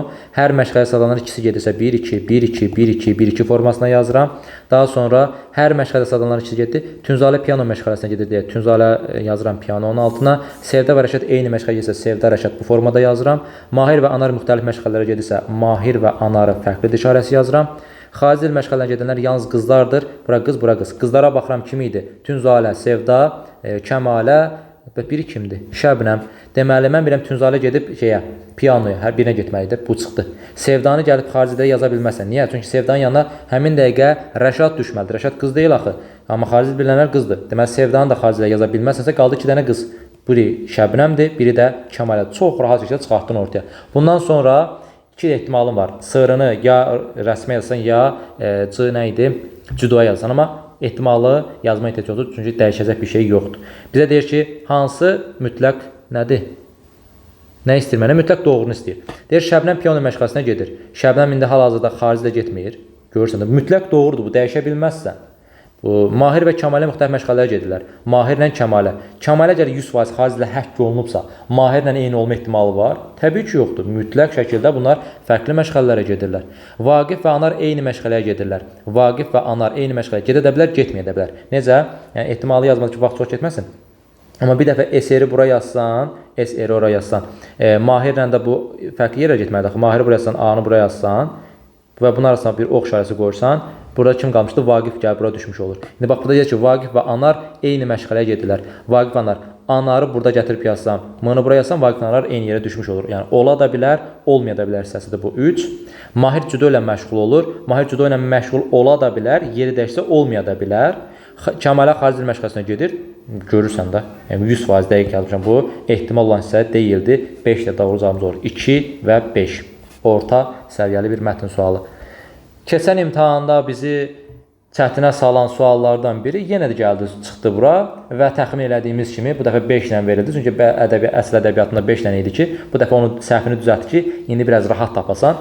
Yenə də yazıram A, B, C nöqtələr 5. Sonundakı 5 rəqəmlə əvvələ keçirdəndə 3 dəfə böyüyür. 5-i əvvələ keçirdəndə olur 5, A, B, C və nöqtələr. 5-i əvvələ keçirdəndə 3 dəfə böyüyürsə, deməli mən bu ədədi 3-ə vuranda 5, A, B, C nöqtələr alınır. Bu hissə alınır, düzdür? İndi növbəti hissəni davam etdirmək üçün bir dənə də 4-cü rəqəmdə soruşdu, bir dənə də D yazaq ki, 4-cü rəqəmə də ehtiyacımız var. Bunu da yazdıq. İndi ABCD-ni sonu 5, 3-ə vuranda bunu alıramsa, yəqin ki, keçən dəfədən əzbər yadımızda qalıb. Bunu almaq üçün, yəni bölmə formasına salsam nə edərəm? 5ABCD nöqtələr bölünsün 3. Yəni belə deyirəm, 5-i 3-ə vuranda 15 elirsə, təzə mən tapmaq üçün nə edərəm? 15-i bölərəm nəyə? 3-ə. 15-i 3-ə bölürəm, 5 alaram da, düzdür? Mən də həmin prosesi gerçəkləşdirirəm. 5 ABCD bölünsün 3 bərabər nəyə? ABCD nöqtələr 5-ə. İndi buradan 5-in içində 3 neçə dəfədir? 1 dəfədir. 1 dəfə 3-ün elədi 3. A-nın yerinə 3 yaz, üzr sayın. A-nın yerinə 1 yazıram. Çünki burada 1 yazmışdım. 5-dən 3 çıxsam neçə eləyir? 2. 2-nin içində 3 yox deyə 1-i düşürsən aşağı. Düşdü 1. Oldu 21. 21-in içində 3 neçə dəfədir? 7 dəfədir. B oldu 7. 7 dəfə üçün 21. Çıx 21 qaldı 0. 0 qaldı, gətirib bura 0 yazanlar var idi. Olmaz 0 nə iş var orada? İndi 0 3-ə bölmədiyinə görə 7-ni düşürsən aşağıya. 7-ni 3-ə bölən neçə eləyir? 2 dəfə. 2 dəfə üçün çıx 6 eləyir. Burada qaldı neçə? 1. S-nin qiyməti neçə olmuşdu? 2. 2-ni düşürsən aşağıya olur 12. 12-nin içində 3 neçə dəfədir? 4 dəfədir. 4 dəfə üçün neçə eləyir? Çıx 12. Burada qaldı 0. D. 4 isə bu dəfə 4 düşür aşağıya. Davamını gətirməyə ehtiyac varmı? Yox. Niyə yoxdur? Çünki səndən ikinci və dördüncü ədədi istəyir. İkinci 7-dir, dördüncü də 4-dür. Olur 7 plus 4 bərabərdir 11. Bu sualı uzada təxminən 15-16 rəqəmli bir cavabı olmalıdır səhvimizə. Gedərik. Amma sənə ikinci və dördüncü deyirsən, nəyinə lazımdır sənin bu axıra qədər gedib özünə hələk-vələk eləməyin? Lazımdır? Xeyr, lazım deyil. Ona görə bu hissəyə baxmırsınız. Gəldik 93-cü suala. Müəyyən zaman kəsində sözcük fəskə salanlar. Bu da axırıncı canlılarda izah elədiyim suallardan. Ümid edirəm ki, bunu səhv yazmazsınız. 2000 nəfər gənc var. 2000 nəfər gənc var. Buraya yazıram gənc. Buraya yazıram orta yaşlı da 700 nəfər var. Çox sadə. 500 nəfəri orta yaşlı olmaqla, bax 500 nəfəri orta yaşlı olmaqla 1700 nəfər qadındır. 1700 nəfər varsa, bunun 500-ü qadındırsa, çıxır yerdə qadın qədər 1200-dür. Deməli, bu 1200 qadın sən hardan düzəltməlisən, belə deyək. İfadəm biraz səhv çıxdı, üzr sayın. Necə tamamlamalıyıq? Gənc hissəsinə. 1200 dənə qadın ora çıxır. Çünki 500-ü orta yaşlıdırsa, 1200-ü də gənc olsun ki, cəmi 1700 nəfər qadın eləsin. Onda 700 bölüb 500 çıxanda neçəsi qalır? 200-ü. 2000-dən 1200 çıxanda neçəsi qalır? 800-ü. Bitdi. Məndən nə istəyir? Məndən istəyir ki, sözcük fəskə salan kişilərdən neçəsi gəncdir? 800 nəfəri gəncdir. Desək ki, ümumiyyətlə neçəsi kişidir, onda 800-dən 200-ü toplayıb 1000 yazardınız. Amma neçəsi gəncdir dedi, ona görə yazsan ki, 800 dənə gənc kişi var burada. 93-də getdi. 94 maraqlı suallardan da əgər əvvəlcə izahını eşidibsinizsə, bu PDF-də yazılıb, qoyun silinmiş PDF-i açım. Silinmiş PDF-i açdım. Burada daha rahat görək deyə. Dediyim kimi, ilk dəfə görürsünüzsə, biraz çətinlik yaşaya bilərdiniz məntiqini tutmaq baxımından. Amma vaxt qalsaydı, məntiqini tutmağa da ümid edirəm ki, çox rahat şəkildə tuta bilərdiniz. Amma ilk dəfə görənlər üçün çətin bir sual tipi saymaq olar bu 94-cü sual tipini. Baxın, məntiq nədən ibarətdir? Bunu elə yığmalısan ki, rəqəmlərin hamısının bir-birinin qonşuluq olsun. Məsəl üçün, bura 1 düşsə, burada 1 düşsün. Bura 2 düşsə, burada 2 düşsün. Bura 4 yazsansa, burada 4 yazmalısan. Məsəl üçün, bura 5 yoxdur indi. Bura 3 yazsansa, burada 3 yazmalısan. Bura 1 yazsan, burada 100% 1 yazmalısan. Yəni, qonşular mütləq bir-birini tamamlamalıdır. Diqqətlə baxanda görərsiniz ki, indi görmüşsə, indi izahdan eşidin örgənin 3 hissəsini mən heç vaxt bu hissəyə sala bilmərəm. Niyə? Çünki sağında 3 olan, baxın, sağında 3 olan yox. Sağda 3 yoxdur. Sağda 3 yoxdur. Heç bir şəkildə Fırada da bilməzsən, baxın, Fıratın olma şəklində deyir. Heç birində sağda 3 yoxdursa, 3 olan hissələr nə bura, nə bura, nə bura, nə bura, nə bura, nə də bura yaza bilməzsən. Məntiqlə düşün da, əgər sağında 3 olan bir şey yoxdursa, mən bu 3-ləri bura yazanda, bu hissəyə nə yazım bəs? Burası 3 olan yoxdur axı. Burası 3 olan yoxdur axı. Deməli, buradan o nəticəyə gəlirsən ki, bu 3 olanlar mütləq şəkildə hara yazılmalıdır? Ancaq bura. Baxın, bir dənəsi buradadır, bir dənəsi buradadır, bir dənəsi də buradadır. Hər üçünü gətirib küncə salırsan ki, bu üçün xətası bizdən uzaqlaşsın. Bizə lazım deyil o üç. O üçü yazandan sonra, digər bax, bu üçlər arasında bir əlaqə yaratmalısan ki, görün, bu 2-ni ən yuxarı hansını yazım? Ən yuxarıya 2-ni yazsam, yəni bu 4-2-ni yazsam, bura düşür 2. 2 ilə başlayan varmı? Var. Baxın, bura 2 yazdım, burada 2 düşür. Deməli, bura 4 yazıram, bura 1 yazıram. Sırf bax, bu hissəni ən yuxarıya köçürdüm. 3, 4, 1, 2 formasında. Sonra baxıram, 2, 2 oxşarlığı var deyə, 2-nin oxşarlığı yazdım bura. Onda sağında 1 yazım, aşağısında 4 yazım. Bu da getdi. İndi aşağısında 4-dürsə, yuxarısı 4 ilə başlayan bir 3 lazımdır. Baxıram ki, bax, bu hissədə 4-dür, amma burası 2-dir. Deməli, düzgün yerləşdirmədim. Birinci hissəsini yuxarıya yaza bilmərəm. Deməli, hansını yazmalıyam? Bu 3-ü yazsam, Bu 1 yazsam da doğrusu 1 də olmayacaq. Mən gətirib bax bu hissəni yazmalıyam yuxarıdan. Bu hissəni niyə yazmadım bu hissəni? Tez baxdım ki, aşağısı 3 ilə qutaran yoxdur. Aşağısı bu yoxdur daha doğrusu bu hissə. Aşağısı 1 ilə qutaran yoxdur. Ona görə bu 3 4 2-ni buraya yazıram. 3 2 1 4 formasında yazdım bura. 4 ilə başladığına görə 3 4 1 2-ni yazırsam bura. Bu da getdi. Bir də 3 olan hansıdır bu? Görürsünüz bax buradakı 2 artıq buradakı 2 ilə uyğunlaşmış oldu. 2 1 4 də yazırsam bu hissə olur bitir. Sol tərəfi 3 olan rəqəmlərlə işimiz bitdi. Yerləşdirdik. İndi keçirəm bu tərəfə. 4 varsa mənə sol tərəfi 4 olan lazımdır. Sol tərəfi 4 olan bircə dənə kvadratım var da. Başqa nəsə var? Sol tərəfi 4 olan. Bax burası 4 olan görürsən? Yox, görə də bilməzsən. Çünki sənə bir istiqamət verməlidir. Buraya yazsan 4, buraya yazsan 3, buraya yazsan 2, buraya 1. Yəni tapan kimi birbaşa yapışdırırsan yerinə. Heç bir fırlatma etmədən. İndi yuxarısı bura 3-dürsə, yuxarısı 3 olan lazımdır mənə. Yuxarısı 3 olan var. Hələ ki 1 olanlar, 2 olan daha doğrusu. Sağ tərəfi 2 olan 2 dənədir. Sağ tərəfi olan 2 dənədir. Deməli yenə də biraz həmin qiymətlərdən elə eləyək ki, ən uyğun olanı yazaq. Yuxarısı bu 3 olan hansıdır? 3 olan bir bunu yaza bilərəm. Bir də bunu yaza bilərəm. Düzdür? 3 olanı bura yazsam, bura 4 düşür. Baxıram ki, aşağısı 4 olan var. Davamını gətirə biləcəm. Bura 3 yazsam, bura 1 düşür. Baxıram ki, 1 olan da var, yenə davamını gətirə biləcəm. Ona görə birini yazmalıyam artıq. Ta ki bunu yazıram. Yazıram bura 3, bura yazıram. Hə, heç fikir vermirəm ona gənclər. Burası 3 olmalıdır, burası 1 olmalıdır. Burası 3 olan, burası 1 olan bir dənədir də. Mən bunu niyə özümüz çətinə salırıq ki, dağa daşa salırıq ki. Sağı 1 ilə oxşar olmalıdır. Aşağısı 3 ilə oxşar olmalıdırsa 3, 1, 4, 2 olmalıdır. Buraya yazsan 4. Bura 1-dirsə, deməli burası da 1 olmalıdır. İndi mənə lazımdır. Bunu sildik, düzdür? Mənə lazımdır 4, 1 olan hissə. 4, 1 olan hissə bax buradadır. 4, 1 hissəsi varsa 3, 2-də rahatlıqla bura köçürdürsən. Sonra bu 2-dir. Burada 2-dir, burada 2-dir. Hamısına 2 ilə olan lazımdır. İndi hamısına 2 ilə olan qalıbdır. İşimiz çətindirmi? Yox. Sadəcə biraz yoxlamaq lazımdır ki, hansının aşağısında hansı var, yoxsa hansının aşağısında yoxdur. Məsələn, ən yuxarı zirvəyə bu 4 olanı yaza bilməzsən. Niyə? Çünki burada 4 yazsan, yuxarıda 4 olanı axtaracaqsan, yoxdur. Və yaxud ki, 3 olanı yazsam, 3 olan var. Yox, daha doğrusu 1 olanı yazsam, var. Bu 3 olanı yazsam, var. İkisindən yaza bilərsən. Amma sadəcə bu 4 olanı yaza bilməzsən həmin hissəyə. 4 olanı yaza bilməzsənsə, digərlərindən birini yoxlayıram. 1-i yazıram bura. Bax, bu hissəni köçürtməyə çalışıram. 1-i yazdım ora. 3-ü yazdım bura. 4-ü yazdım bura. Yuxarısında 1 olan, bura 1. Sonra yuxarısında 1 olan 4, bura 3. Sonra 3-dürsə 2, 1, 4, 3 forması. Əla. Deməli, ən yuxarı hissəyə nə etdim?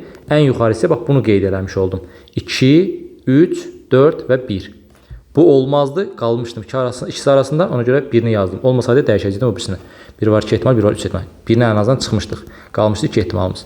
İndi aşağısı 1-dir deyə burada 1 yazsan, sağa 4 yazsan, aşağıya 3 yazırsan. Bu getdi. İndi aşağısı 3 ilə başlayır, yuxarısı 3 olmalıdır. 3-ü buraya yazdın, 2 getmişdi, 1 4-ü də buraya yazsan bitir. A, B, C, D yazsan bura. A-nın qiyməti oldu. Neçə? Harada da itirdik. Mən görə bilmirəm. A-nın qiyməti 2-dir, B-nin qiyməti 1-dir, C-nin qiyməti 3-dür, D-nin qiyməti isə 4-dür. Cavabımız olur 2, 1, 3, 4. Bu da oldu 94-cü sualın cavabı. Yəni dediyim kimi çətin səviyyəli sual saymaq olar. İlk dəfə görən üçün ümumiyyətlə çətin görünürdü məntiqini tutmaq baxımından. Gəldik 95-ci suala. 95-ci sualda bayaqki sualın üstünə yazmışam xəttlərin sayını. Vaxtımız çox getməsin deyə birbaşa PDF açacağam. Açdım həmin PDF-i. Baxın gənclər, bu hissədə mən qeyd eləmişəm. Qeyd eləmişəm xəttlərin sayını. 3 xəttlərin sayını qeyd eləməliydin. Bax, burada daha yaxşı yazıram, görəsiniz. 3, 4, 5-dir. Bu 4, 4, 5-dir. Yazmayız bunların hamısını. Yəni, bu 3, 3, 5-dir. Bu 3, 4, 5-dir. Bu 5, 3, 3-dür. Baxıram bir dənə. Bu 5-ə gedib, 5, 5, 3-dür bu. 5, 5, 3-dür. Sonra 3 xəttə harada qaldı? 1, 3, 4, 4-dür. Fikir versəniz, 3, 4, 5, 3, 4, 5 oxşarlığından başqa 3, 3, 5, 5, 5, 3, 4, 4, 5, 3, 4, 4 hamısı bir-birindən fərqlidir. Əla. Deməli, çox rahatından tapa biləcəm. Baxın, 3, 3, 5 bura yazılıb. 3, 3, 5 hansı hərfdir? 3, 3, 5 O hərfi olduğuna görə gətirib bura yazdım O hərfini. Sonra buradakı F hərfini yazmışam. Və ya da birbaşa bizdən Y-in qiyməti sonra gəlin ona baxaq. Bunun koordinatı nədir? Baxın, 4, 4, 5-dir. 4, 4, 5. 4, 4, 5 koordinatına uyğun gələn hansı hərfimiz var idi? 4, 4, 5 koordinatından bizə də hərfim var idi, o da V hərfidir. Ona görə gətirdin, yazdım bura V-ni.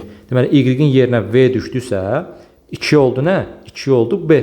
Bax bura yazmışam 2-yə B. Daha sonra onu yazandan sonra f-in qiymətini müəyyənləşdirmişəm, f-in yerini müəyyənləşdirmişəm buradan. Baxıram f hərfinə. Bu getdiyi bax haradır? 3, 4, 4-dür, düzdür?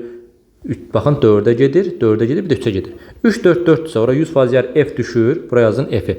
İndi mən nəyə tez sürətli işləmək istəyirəm, analiz eləmək istəyirəm? 4 xətlərin hansının f-ə yolu var, hansının yolu yoxdur? Baxın, k-nın f-ə yolu var, u-nun f-ə yolu var, amma h-ın f-ə yolu yoxdur. H-ın f-ə yolu yoxdursa, baxın bu 4 xəttinin f-ə yolu var. Bu 4 xəttinin f-ə yolu var, amma bu 4 xəttin f-ə yolu yox idi deyə h-ın da yolu olmadığına görə gətirib oraya nə yazıram? Qəşəng h hərfini yazmış oram. Bax bu hissəyə h. X-in yerinə h düşmədi ki? Yox. 4 xətlərdən hansı qaldı? 4 xətlərdən bir u qaldı, bir də k qaldı. Variantlara baxıram ki, u hərfini ümumiyyətlə verməyib, bir dənə k hərfini verib, ona görə də birə də nə yazmış oram? D yazmış oram. Artıq bir uzadıb getmək istəmirəm. Variantla işləyəndə də çox rahat şəkildə bunu müəyyənləşdirmiş olurduq. Bax belə 1 saat yarım ərzində hələ geniş izah verə-verə bu sualları yekunlaşdırmış olduq. Demək ki, yazmaq mümkün olardı. Çətin suallar var idimi? Bəli, var idi. Dediyim kimi, bu sual mənim üçün biraz mənasız gəlmişdi. Düzdür. İzahını görəndən sonra da mənasız gəlmişdi, amma hardasa qəbul eləmiş oldum artıq bu sualı da. Biraz bu 2, 6, 8 hissəsi çatışmayan hissələr kimi gəlirdi mənə. Amma dərinə gedəndə maraqlı sual tipidir. Elə qəbul eləyə bilərik. Amma çətin sual tipidir. İmtahan üçün vaxt tələb eləyəndir ki, həmin o 5, 7, 13 vəziyyətinin qəlib olduğunu nəzərə alasan, onu tutasan, biləsən ki, bu formada 5, 7, 11, 13 istifadə eləməlisən, buradakı kiçik rəqəmin 32 olmadığını nəzərə alıb ona uyğun hərəkət eləyəsən, o artıq biraz ehtimal qalan hissələrə getmiş olur deyə, nə bilim, nəsə demirəm artıq, qoy ürəyim partlasın deyim. 94-cü sual çətin idi, həmin sual çətin idi. Daha sonra bu blok təkrar deyə çətin deməyəcəm. Sonra çətin olan nə sual görək? Arıçı sualı biraz orta səviyyəli sualı idi. Yaş məsələsi çətin idi. Müəyyən kriteriyalar nəzərə alıb. Bu 65 orta idi, lap çətin sual deyildi. Digərlərindən isə şəkillərdən bəzən biraz problem ola bilərdi. Başqa gözümə dəyən çətin sual yoxdur. Gənclər təəssüf ki, niyə təəssüf ki deyirəm? Çünki bilirəm ki, bu dəqiqə çətin sual deyə axtarırsınız. Birinci imtahana nisbətən rahatdır, vaxt aparan suallar baxımından sadəcə elə bu nəyə desən dəyər, həmin onun bu sualın düşüncəsi. Amma təbii ki, bir suala görə, 2 suala görə blok formasında verməsi biraz yaxşı deyildi. 5 suala görə bu imtahanı çətin səviyyəli imtahan adlandırmağımız həqiqətən məncə günah olar. Yəqin ki, məndən razılaşırsınız. 45 buradan rahat yazası, 44-45 yazası bir məntiq idi. Məndən bu qədər. Sizin beyninizdə bir sual qalmasın deyə tez və isti-isti izahlarını çəkdim ki, görmüş olasınız. Sağ olun. İnşallah ki, ixtisas seçimində istədiyiniz nəticələr əldə edəndən sonra ixtisas seçimində də uğurlu bir seçim etməklə magistr adını qazanıb və o yolda addımlayarsınız. Hər birinizə uğurlar.